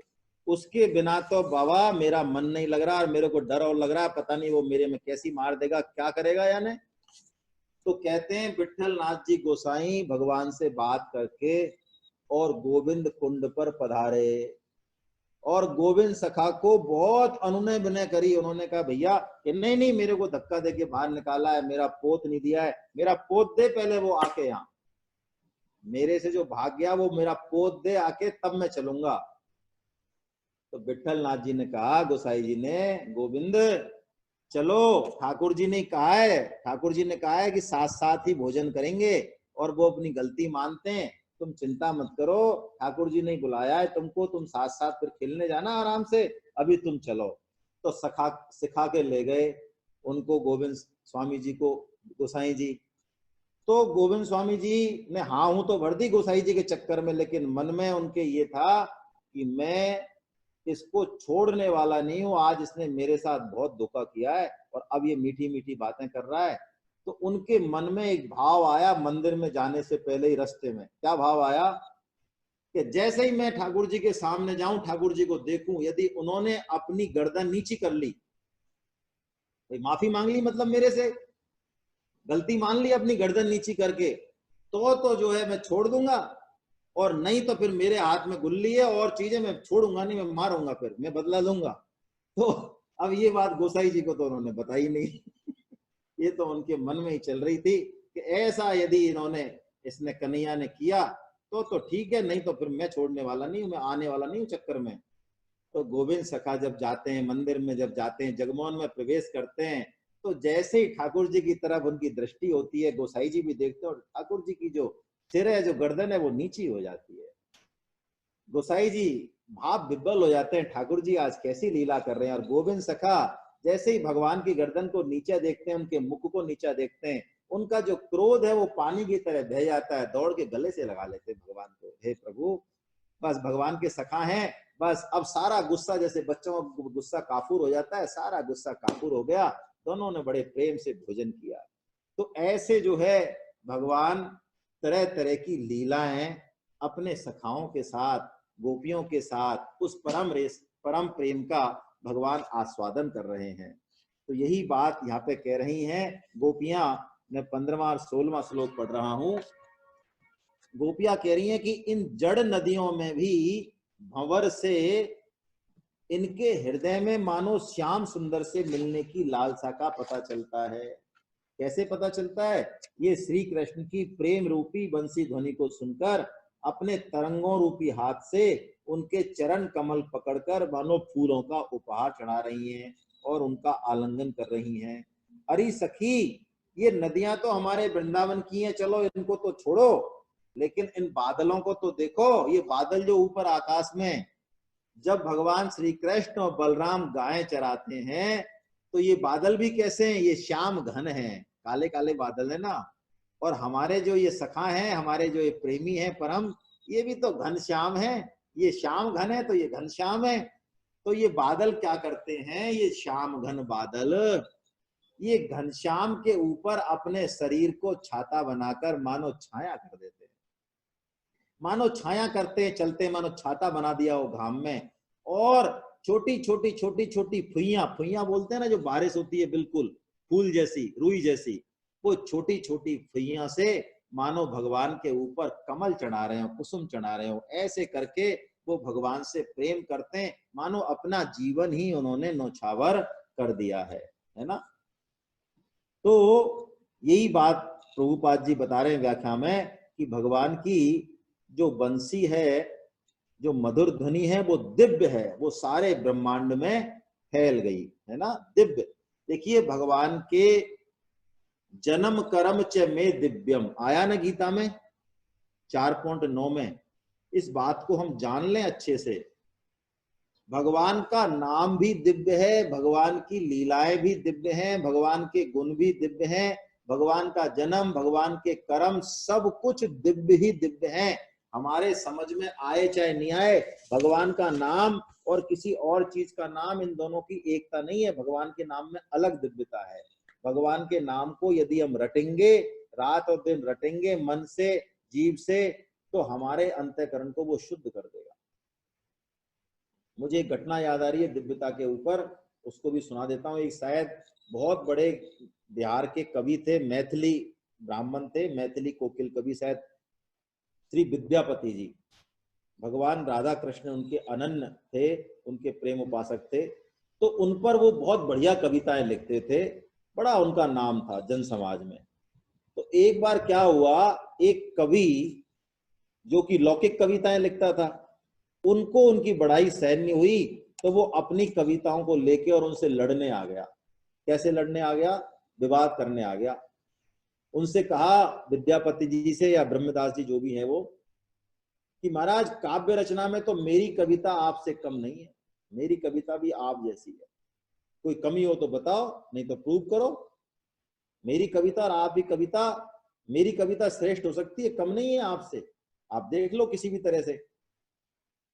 तो उन्होंने ब्रह्मदास जी ने कहा, देखो महाराज, ये तो मुझे नहीं पता कि कविता आपकी श्रेष्ठ है या मेरी श्रेष्ठ है, लेकिन मैं आपको एक निवेदन जरूर कर देता हूं, बड़ी अच्छी बात है, कि मेरा जो विषय है, वर्णन का जो मेरा विषय है, मेरा विषय तो सच्चिदानंद घन, वो परम आनंददायक, वो भगवान श्री कृष्ण, वो राधा कृष्ण, मैंने तो उनकी लीलाओं का वर्णन किया है। चूंकि वो शाश्वत हैं तो मेरा वर्णन भी शाश्वत है। और आपने जो वर्णन किया है महाराज, वो सांसारिक भोगों का, सांसारिक लोगों का वो वर्णन किया है, वो विनाशी है। तो आपकी कविता भी विनाशी है। आपको ये बात जचे तो ठीक, और नहीं जचे तो मैं आपके सामने एक बात, एक प्रस्ताव करता हूं कि अग्नि जला देते हैं और आपकी कविताओं को और मेरी कविताओं को, दोनों को डाल देते हैं इसमें।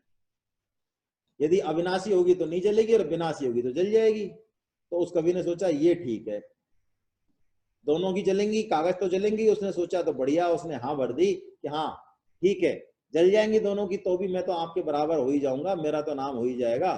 तो यही हुआ, दोनों की कविताएं हजारों आदमी इकट्ठा करके डाल दी गई।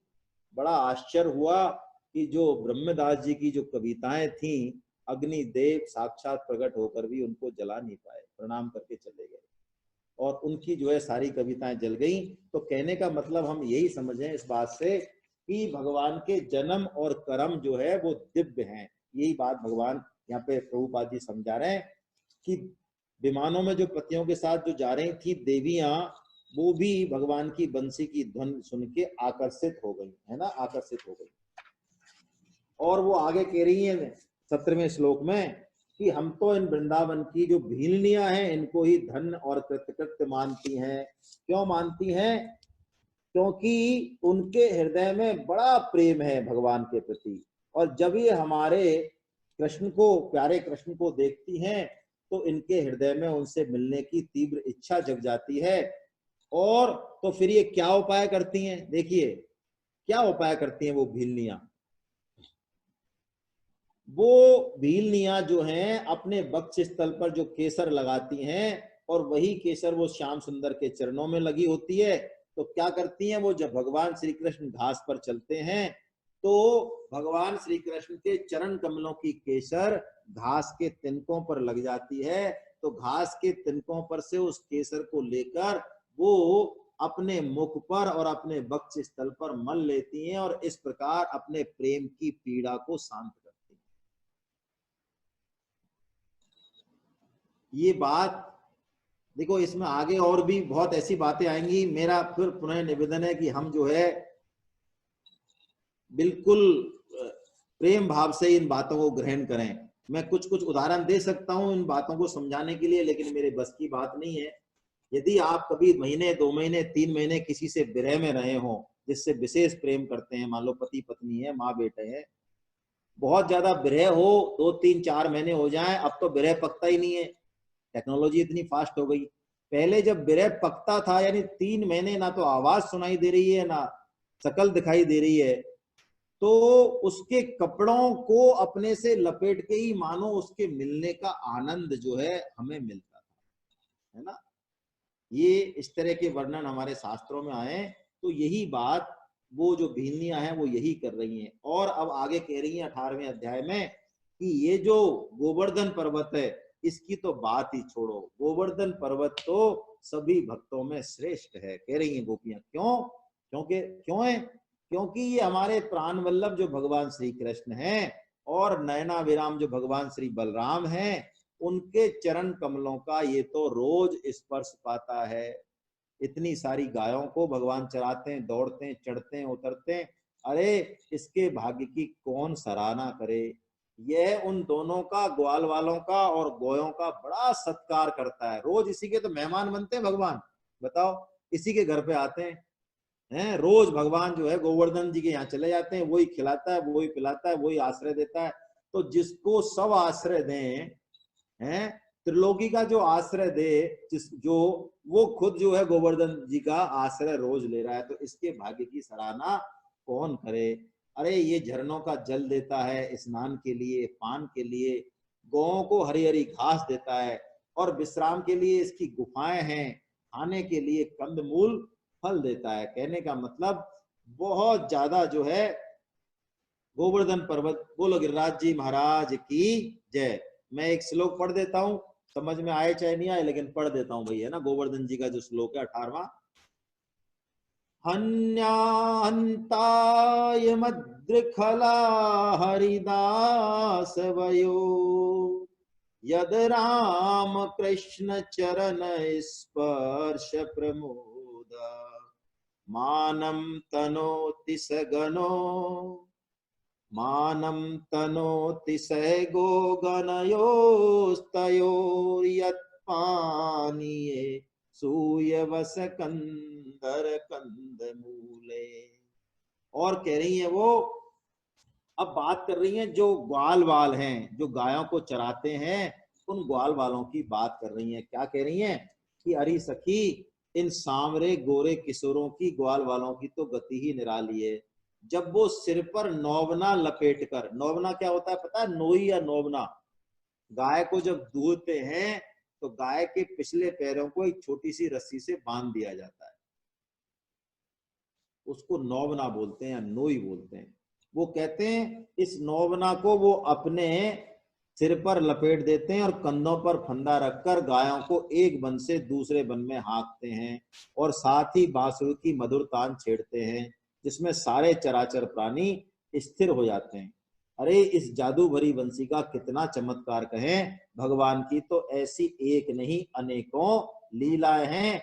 गोपियां आपस में उनका वर्णन करके और भाव विभोर हो जाती हैं, भाव विभोर हो जाती हैं। आगे जो वर्णन आएगा उसमें देखिए विधि निषेध का भी, विधि निषेध से भी ऊपर भगवान पहुंच जाते हैं। मैं गोविंद स्वामी जी का ही एक चरित्र और सुना देता हूं, हैं? गोविंद स्वामी जी भगवान के श्रीदामा के अवतार हैं, भगवान के बड़े अच्छे सखा हैं। तो श्रीनाथ जी का एक सखा और था कान्हा नाम का। ये कौन था? ये जाति का तो भंगी था, रोज झाड़ू लगाता था मंदिर में, लेकिन भगवान से बड़ा प्रेम था इसका, अनन्य प्रीति थी। और भगवान भी इस कान्हा नाम का जो भंगी का बालक था इससे बहुत प्रेम करते थे, रोज जो है उसके साथ खेलते थे। एक दिन क्या हुआ, भगवान जो है उस कान्हा के साथ खेल रहे थे, कान्हा के साथ खेल रहे थे तो कोई खेल में जो नियम होगा, खेल चला लंबा तो खेल में वो कान्हा हार गया। तो नियम के अनुसार पहले ही नियम ये था कि जो हारेगा वो घोड़ा बनेगा और दूसरे को मोजी कराएगा। तो भगवान जो है उस कान्हा के ऊपर उसको घोड़ा बना के और वो कीड़ा कर रहे थे, कीड़ा कर रहे थे। गोविंद स्वामी जी ने उनको देख लिया कि अरे इस कान्हा के साथ जो है भगवान कीड़ा कर रहे हैं। तो गोविंद स्वामी को देख के और भगवान अपने मंदिर में, अपने उसमें श्रीनाथ जी के निज मंदिर में जाने लगे। तो गोविंद स्वामी ने कहा, क्यों रे कान्हा, क्यों रे कन्हैया, तेरे को शौचाचार का बिल्कुल भी ध्यान नहीं है क्या? अरे तू इस भंगी के लड़के के साथ जो है अभी खेल रहा है इतनी देर से, तो कम से कम स्नान करके तो मंदिर में जा। गीता में तो तेने बोला है नैमे पार्थास्ति कर्तव्यम त्रिषु लोकेषु किंचना है, 3.22 से 24 में बोला है ना सुधीर जी, कि मैं वही कर्म करता हूं जिससे कि लोग मेरे को देख के करें और वो भ्रष्ट नहीं हो जाए, वरना मेरे ऊपर आरोप आएगा। तो गीता में तो तुमने भाषण दे दिए ऐसे कि वर्त मम वर्तमान वर्तनते मनुष्य पार्थ सर्वसा, है कि मैं ऐसे कर्म करता हूं जिससे लोग मेरे को देख के सही कर्म करें। अब सीधे ही मंदिर में घुस रहे हो।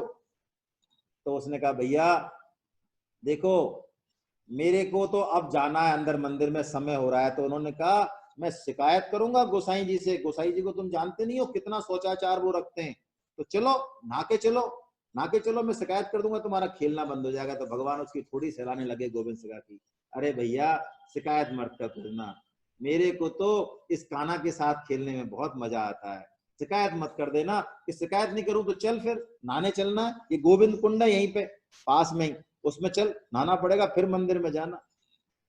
भगवान ने कहा अरे गोविंद सर्दी बहुत है भैया, ठंड लग रही है, मेरे को अंदर जाने दे, अंदर सर्दी बहुत है, इस सर्दी में मेरी पार नहीं पड़ेगी नहाने से, है ना। तो गोविंद सखा माने नहीं, उन्होंने कहा चलो सर्दी बहुत है तो एक काम करो, गोविंद कुंड पे चल के और जो है आचमनी कर लो, मार्जन आदि कर लो, कुछ मंत्र मंत्र मैं फूंक दूंगा, कुछ तो शुद्धि हो जाएगी तुम्हारी। तो उसने कहा भैया मैं तो अंदर गया, तो मैं अभी चलता हूँ गोसाई जी से तुम्हारी शिकायत करता हूँ। आखिर में भगवान को हार माननी पड़ी और भगवान जो है गोविंद कुंड पर गोविंद सखा के साथ चले गए। गोविंद सखा के साथ गोविंद कुंड पर गए, गोविंद कुंड पर गए, भगवान ने वहां से थोड़ा सा जल के लिए आचमन लिया और वो आचमन कर ही रहे थे कि इतने में गोविंद सखा ने पीछे से जो है भगवान को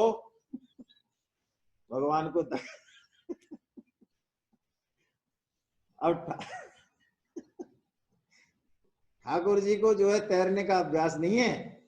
हाँ ठाकुर जी भवसागर में से हमको तो पार कर देते हैं, लेकिन ठाकुर जी जब पड़ जाए नीचे तो ठाकुर जी को तैरने का अल्प अभ्यास है, तो ठाकुर जी जो है गड़प गड़प करने लगे, ऊपर नीचे होने लगे, उनकी जो है उनको तैरना नहीं आता है। तो गोविंद सखा कूदे अंदर और उनका हाथ पकड़ के और जो है उनको किनारे पे ले आए। और जैसे ही ठाकुर जी खड़े हुए, गोविंद सखा खूब हंसे, ताली बजा बजा के खूब खिल्ली उड़ाई और 9 2 11 हो गए। वहां से गोविंद सखा तो भाग गए। अब टाइम ज्यादा हो गया था, आरती का टाइम हो रहा था राजभोग का, तो ठाकुर जी तुरंत प्रभाव से गीले वस्त्रों में ही मंदिर में जा विराजे। तो गोसाई जी महाराज का वात्सल्य प्रेम है ना। मैं आपको बता दूं, श्रीनाथ जी महाराज की जो सेवा है वो श्रीमद महाप्रभु जी बल्लभाचार्य जी महाराज की है। उनके पुत्र हैं ये गोसाई जी महाराज, जिनको विठल नाथ जी महाराज, ठीक है, इन्हीं की बात हो रही है। आज भी श्रीनाथ जी में जो भी भोग आरोगता है, सबसे पहले गोसाई जी के यहाँ पे उसकी जो है परमिशन आती है कि ठाकुर जी को ये भोग धराया जा रहा है। आप नाथ द्वारा में जाएंगे, आपको ये सारा सिस्टम पता चलेगा पूरा। तो गोसाई जी महाराज जब अंदर गए और भगवान का पट खोला तो देखा, अरे कि जय जय आज गीले वस्त्रों में कैसे। तो भगवान ने बड़े अप्रसन्न मुख से, यही लिखा हुआ है, प्रसन्न नहीं थे भगवान, अप्रसन्न मुख से उन्होंने गोसाई जी से कहा, भगवान है बहुत चतुर है, खुद की नहीं बताते हैं भगवान इतने चतुर हैं, दूसरे को पिटवा देंगे, दूसरे का सब काम करा देंगे, खुद की गलती बिल्कुल नहीं बताते कि मैंने क्या किया। तो गोसाई जी ने पूछा, जय जय क्या बात हो गई, आज गीले वस्त्रों से कैसे विराज रहे हो। तो उन्होंने कहा मुख पे बड़ी बोल आके कि मेरे को आज गोविंद ने धक्का दे दिया, कुंड में धक्का दे दिया, गोविंद कुंड में गोविंद सखा ने। तो त्योरियां चढ़ गई विठल नाथ जी की कि ये क्या खेल है, ये क्या बदमाशी है। ठाकुर जी ने ये नहीं कहा कि पीछे क्या रामायण क्या रची है पीछे, वो नहीं बताइए कुछ भी।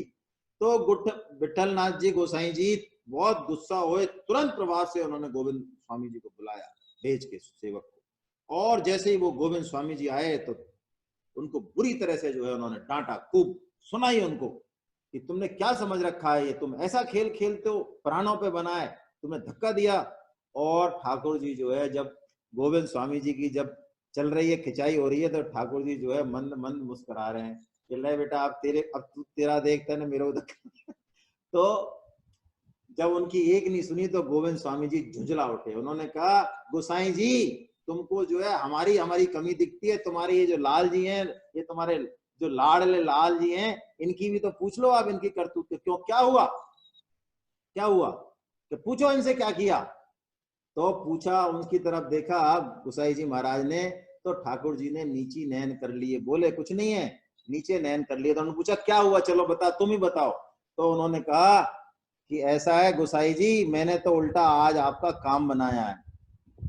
आज तुम्हारे ये लाल जी है ना, ये जो है उस कान्हा के साथ घोड़ी बन के और ये खेल रहे थे और ये बिना नहाए मंदिर में आना चाह रहे थे। मैंने तो उल्टा इनको जो है वहां पे शौचाचार की वजह से वहां स्नान कराया, आपकी सारी वो भंग हो जाती, आप इतना मानते हो, तो ये बात तो ये बता नहीं रहा और मेरी गलती बता रहा है।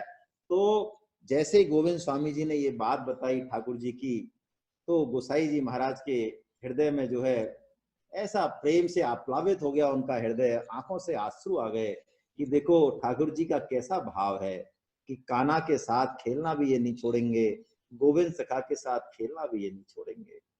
तो ऐसे ठाकुर जी, बोलो श्रीनाथ जी महाराज की जय। तो आज आंधी और मौसम बहुत जबरदस्त है, मेरे यहाँ तो बैठा नहीं जा रहा है, पूरा कंप्यूटर धूल से हो गया है। मेरे ख्याल से इतना ही लें, पता ही नहीं क्या जो है। तो कोई किसी के मन में कोई और बात हो तो थोड़ा कर लेते हैं। कितना समय हो गया है?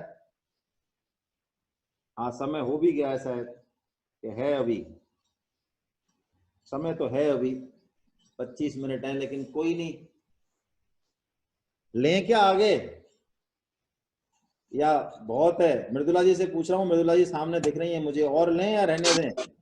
बहुत थोड़ा सा ही तो है बिल्कुल।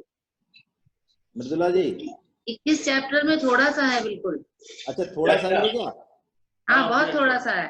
चलिए तो ले लेते हैं फिर, बहुत अच्छा है, मैंने देखा नहीं, आगे ले लेते हैं तो पढ़ते हैं आगे। चलिए तो अब व्याख्या में प्रभुपाद जी कह रहे हैं, जो ऊपर हमने श्लोक पढ़ा उसी की व्याख्या कर रहे हैं प्रभुपाद जी की। भीलनिया भगवान श्री कृष्ण के पैर में जो लाल लाल कुमकुम लगी हुई है उसको अपने वक्ष स्थल पर लगा लेती है तो बिल्कुल पूर्णतः तृप्त हो जाती हैं।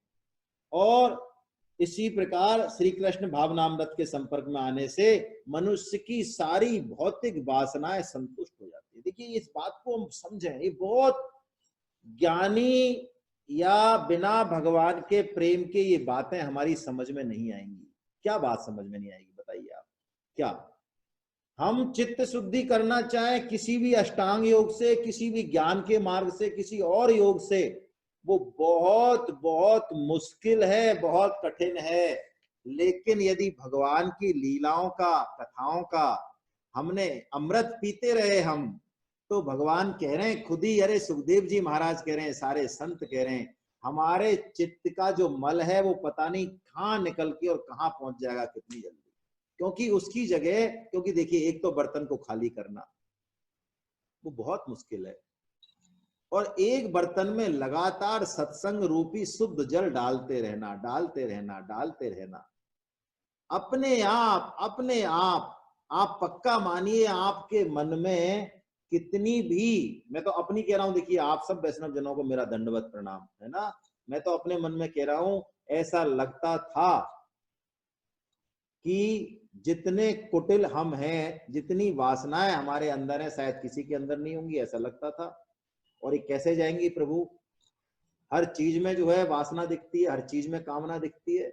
लेकिन ये तो भगवत कृपा है कि ये शायद हमारे प्रयास से जाने की बजाय हम भगवान पे आश्रित हो जाएं और सत्संग लगातार करते रहें, वैष्णव जनों के बीच में रहें, तो ये मलिन वासनाएं, कामनाएं बहुत जल्दी हमसे पीछा छुड़ा लेती हैं और फिर हमारी कामनाएं रहती नहीं है। भगवान यही बात कह रहे हैं कि भगवान श्री कृष्ण के कथामृत से भौतिक वासनाएं भी तुष्ट हो जाती हैं।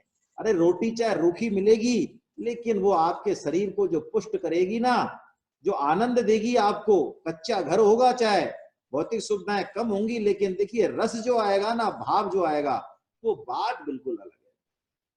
स्वामी जी महाराज एक बात कहते हैं, मेरे को याद आ रही है, क्या लगता है आपको बछड़े का पोषण दूध से होता है? बहुत प्यारा एग्जाम्पल दिया है स्वामी जी महाराज ने। ये स्वामी जी महाराज कह रहे हैं, एक तो बछड़े को गाय दूध पिलाए अपने बछड़े को, लेकिन वो दूध पिलाने के साथ उसको चाटती है, उसको दुलारती है, उसको प्यार करती है, इसको स्पर्श करती है।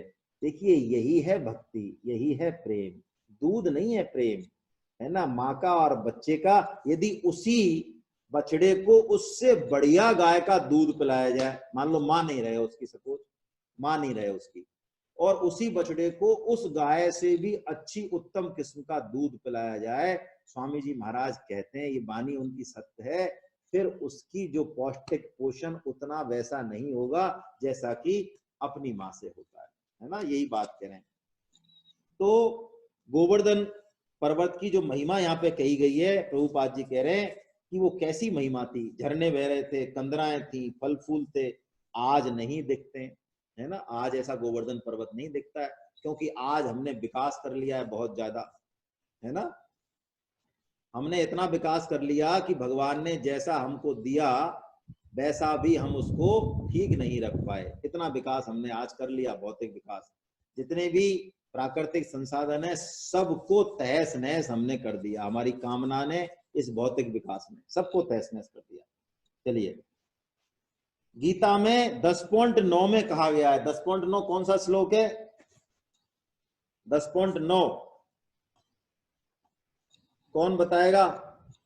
सुधीर जी को मैं करूंगा अनम्यूट, सुधीर जी बताएंगे। हाँ सुधीर जी महाराज बताना जरा। वही होगा, मच्चित मदगत प्राणाबोध यंत परस्परम। हा, अरे वाह वाह वाह वाह साहब, बहुत ही बढ़िया श्लोक, मत चित्तय मदगत प्राणा बोधयंत। देखिए क्या बढ़िया श्लोक है, इसकी चर्चा आज होनी चाहिए थी वेणुगीत से पहले, मैं तो भूल गया भैया, है ना। ये श्लोक जो है ना बहुत विलक्षण श्लोक है गीता का, और ये गोपी गीत, वेणु गीत की स्थिति का श्लोक है। मद चित्ते मदगत प्राणा, गोपियों का चित्त, उनके प्राण मानो भगवान श्री कृष्ण में ही अटक रहे हैं। बोधयन्ते परस्परम, वो बात करती हैं तो कृष्ण की करती हैं, काम करती हैं तो कृष्ण के लिए करती हैं, चिंतन करती हैं तो कृष्ण के लिए कर रही हैं। वही बात प्रभुपाद जी कह रहे हैं कि भगवत भक्त भगवान के बारे में चर्चा करते हुए, स्मरण करते हुए हमेशा जो है परम आनंद में मग्न रहता है। और यही निशानी है, देखिए यही निशानी है भगवान की बात। देखिए आज मैं आपको एक स्पष्ट बात कह दूं, वैसे तो श्रीमद् भागवतम 30-35 जो साधक हैं भागवतम के, उन्हीं के लिए जो है, लेकिन आप सब वैष्णव जन है इसलिए सबके लिए खोल रखा है। लेकिन मजा आना अलग बात है और प्रेम को प्राप्त होना अलग बात है। ठीक है, आप समझे मेरी बात को थोड़ा सा, मैं सभी लोग हैं इसलिए मेरे मन में आ रही है कहने की, मजा आना अलग बात है और प्रेम हो जाना अलग बात है। आपको एक बात कहता हूं मैं, आप में से यदि किन्हीं लोगों को ऐसा लग रहा है कि अरे आज तो ज्यादा मजा नहीं आया, ये पता नहीं क्या बोलते रहते हैं, कि गोपियां क्या पागल हो गई हैं क्या, इसको क्या कर रही हैं, तो देखिए मजा तो अभी मैं 2-4 किस्से कह दूंगा, कुछ मजाक सुना दूंगा, कोई और बढ़िया चीज कह दूंगा तो आप कह देंगे बहुत अच्छा लगा, लेकिन नहीं, वो उद्देश्य नहीं होना चाहिए। वो मजा टेम्परेरी है। प्रेम जब होगा ना, प्रेम हृदय से, प्रेम हृदय से होता है तो सारी सृष्टि फिर प्रेम में लगती है। गोपियां कहती हैं प्यारे की प्यारी लगे गारी मार मनुहार, है, समझे आप बात। जिससे हमारा प्रेम होता है ना, परम प्रेम, उसकी गारी भी अच्छी लगती है कि बुरी लगती है। अरे दोस्तों में क्या होता है, जब ज्यादा प्रेम होता है तो उसको अबे तबे करके बोला जाता है, अरे तू कौन है, क्या बीमारी है, तू क्या है, तू क्या समझता है, तो तू तड़ाके से बोला जाता है। तो तू तड़ाका में बदतमीजी नहीं है, हैं, वहां पे वो प्रेम की अधिकता है। तो गारी मार और चैटुआ भर लिया, कुछ और काम कर लिया, कीड़ा में कंधे पे चढ़ा के ले जा रहे हैं, घोड़ा बन रहे हैं, घोड़ा बना रहे हैं, दंड बैठक करवा रहे हैं, उठा बैठक करवा रहे हैं, तो ये हमको तो लगेंगे ये क्या भगवान जो त्रिलोकी के मालिक हैं, ये क्या तो कर रहे हैं और क्या नहीं कर रहे हैं। लेकिन जब हम इनकी क्रीड़ाओं को और अच्छे से सुनेंगे गहरे में जाके, तो ये समझ में आएगा कि प्रेम होने पर प्रेमी की हर क्रिया हमको आनंदित करने वाली हो जाती है ना, हर क्रिया। बच्चे की हर क्रिया माँ को आनंद देने वाली होती है। ऐसा नहीं है कि बच्चा कोई जो है बहुत बढ़िया कोई क्रिया करे, ट्रेनिंग में सीख के आए कहीं, और गोरा हो, अच्छा हो, गुणवान हो तो माँ को अच्छा लगता है ना। बच्चा जैसा है वैसा माँ को अच्छा लगता है। हम भी जैसे हैं वैसे ही भगवान को बहुत प्रिय हैं, बशर्ते हम इस तथ्य को समझ जाएं, मान जाएं और भगवान से अपने संबंध को थोड़ा सा बढ़ा दें, तो भगवान तो हमको स्वीकार करने के लिए तैयार ही बैठे हैं। स्वामी जी कहते हैं माँ का प्रेम हमेशा बच्चे से ज्यादा होता है। बच्चे का माँ के प्रति प्रेम ज्यादा होता है या माँ का बच्चे के प्रति प्रेम ज्यादा होता है? माँ का प्रेम ज्यादा होता है, और माँ के जियाए वो जी रहा है एक तरीके से, लेकिन फिर भी वो रूस के बैठ जाता है और माँ उसके पीछे पीछे उसकी थोड़ी सी, अरे भैया ये ले केला खा ले, सेब खा ले, लस्सी पी ले, ऐसे ऐसे कुनकता है जैसे इसके बिना मैया की सांस चलेगी नहीं। अरे तेरी तू जा कहीं जा, तेरे मैया काम चल रहा है आराम से। ऐसे ही भगवान जो है जीवों को हमारी ठोड़ी सहलाता है। ये संत जो है ना, स्वामी जी महाराज की वाणी कभी आप सुनोगे, स्वामी जी महाराज कभी कभी कई सारे ऐसे प्रवचन है, स्वामी जी महाराज आर्तनाद करते हैं, रोते हैं, कई प्रवचन रोते हैं स्वामी जी महाराज, बुरी तरह से रोते हैं। क्यों रोते हैं? वो कहते हैं कृपानाथ अन्नदाता मेरी बात सुनो, अरे मेरी मान लो, तुम एक बात मेरी मान लो। ऐसा ऐसे कहते हैं जैसे कोई हमारी बेटी का ब्याह हो है।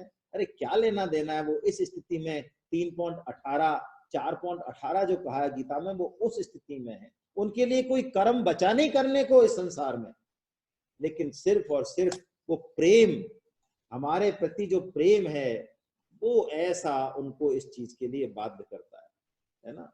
हरे कृष्णा हरे कृष्णा।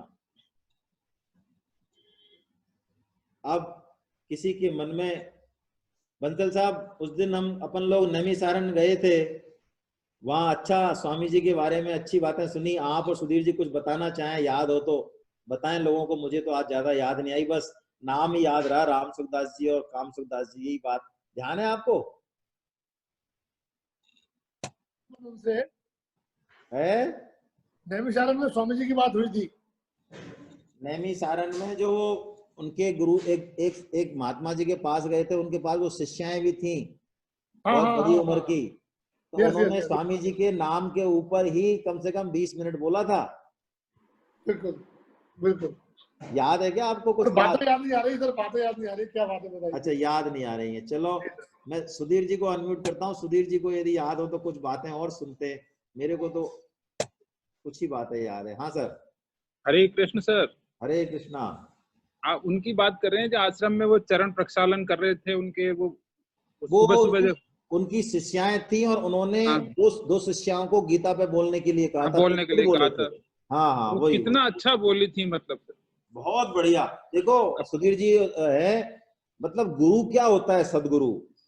सदगुरु जब हम गए तो गीता की सेमिनार है और स्वामी जी की बातें, तुरंत उन्होंने अपनी दो शिष्याएं, जिनकी उम्र भी शायद 70-75 से ऊपर होगी, दो शिष्याओं को उन्होंने कहा, देखो कितना साइंटिफिक मैनेजमेंट, इतनी उम्र के होंगे शायद 75-80 साल के। उन्होंने कहा दो शिष्याओं को, देखो भाई ये गीता के साधक हैं, स्वामी जी के साधक हैं, तो गीता के अलावा ये कोई बात सुनेंगे नहीं, तो अब तुम ऐसा करो 7-7 मिनट तो तुम बोलो गीता पे, है ना, और अच्छे से बोलना। ये लोग गीता की सेमिनार कर रहे हैं, उसके बाद फिर 10 मिनट मैं बोलूंगा। 7-7 मिनट तो वो माताएं बोली और 10-15 मिनट वो स्वामी जी बोले। आनंद आ गया। उसमें से कोई बात सुधीर जी कहना चाहें तो मैं उनसे निवेदन कर रहा हूँ। सर अभी तो कोई ऐसी बात याद नहीं आ रही सर। चलो चलिए, बहुत बढ़िया है। और किसी के मन में कोई बात हो कहने की तो कर लेते हैं बात। कोई टीका टिप्पणी भी हो तो कर लें। आज मुरारीलाल गोयल साहब के दर्शन हो रहे हैं मुझे। आपको प्रणाम है साहब। नमस्कार साहब, नमस्कार। नमस्कार, मैं तो बहुत ललायत था। हाँ, आज बहुत दिनों में दर्शन हुए आपके। श्रीमद् भागवतम क्लास तो हो नहीं रही है आजकल, उसमें तो दर्शन हो जाते हैं।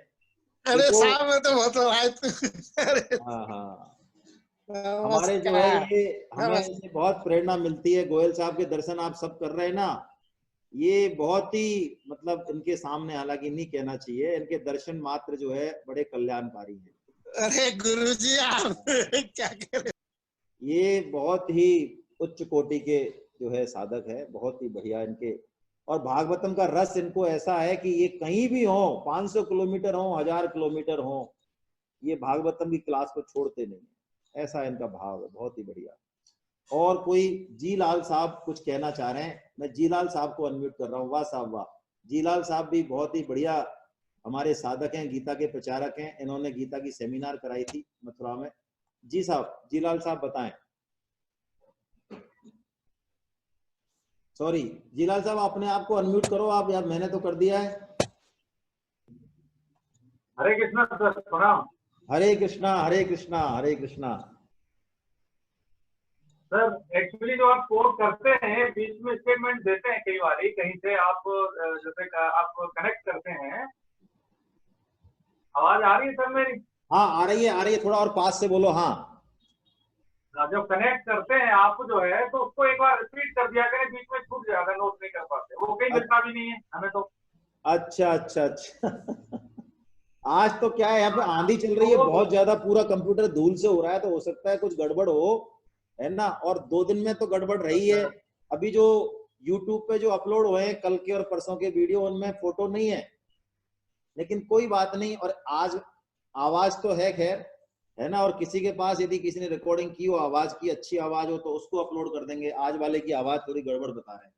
चलिए मैं ध्यान रखूंगा आगे से। आप कह रहे मैं जो भागवतम के अलावा जो कोटेशन लेता हूं तो उसको रिपीट कर दिया करूं।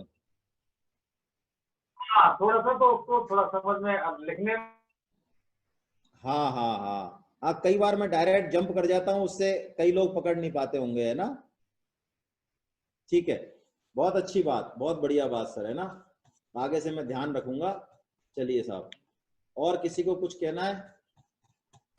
आप कितना समय हो गया है? बस एक जो है समय कितना हो गया, 5:21 हो गए। कोई भजन लेना है क्या छोटा मोटा? नहीं तो बस करें खत्म।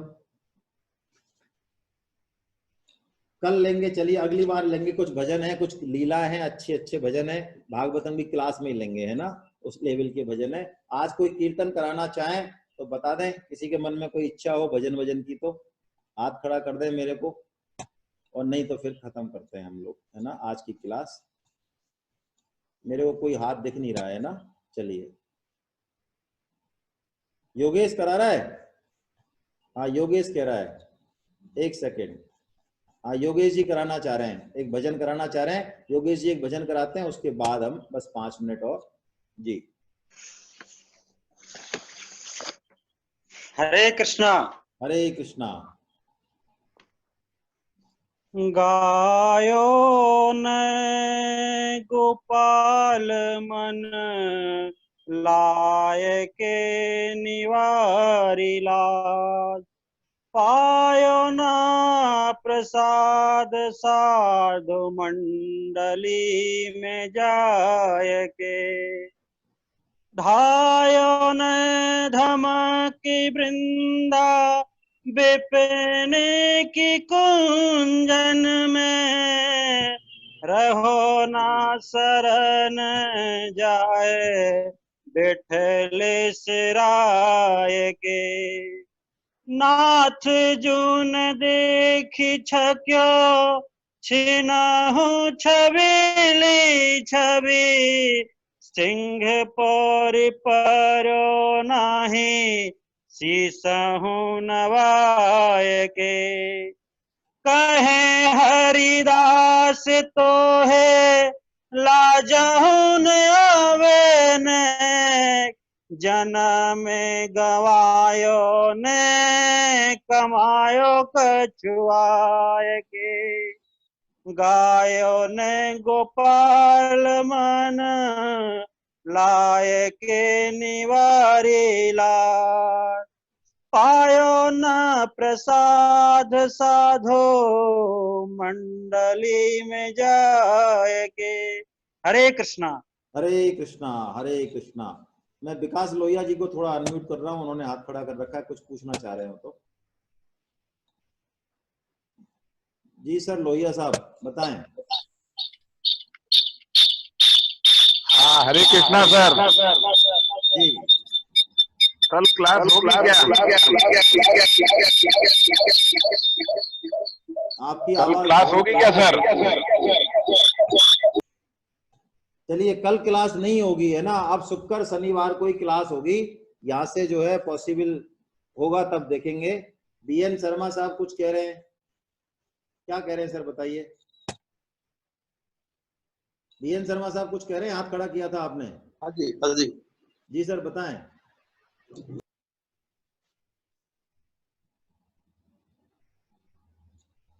आपने खुद को म्यूट कर लिया। चलिए,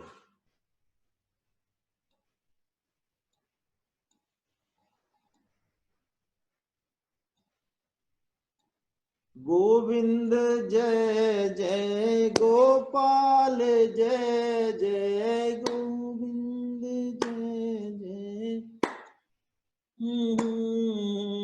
राधा रमन हरि गोविंद जय जय,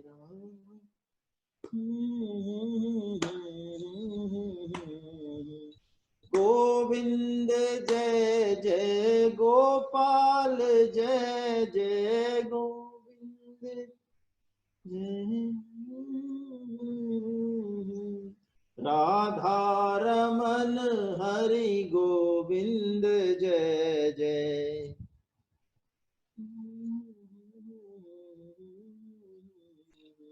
राधा रमन हरि गोविंद जय जय,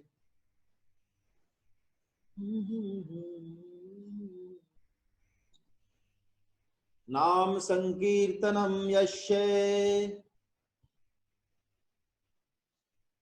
सर्व पाप प्रणाशनम प्रणामो दुख समनस्तम नमामि हरिम परम।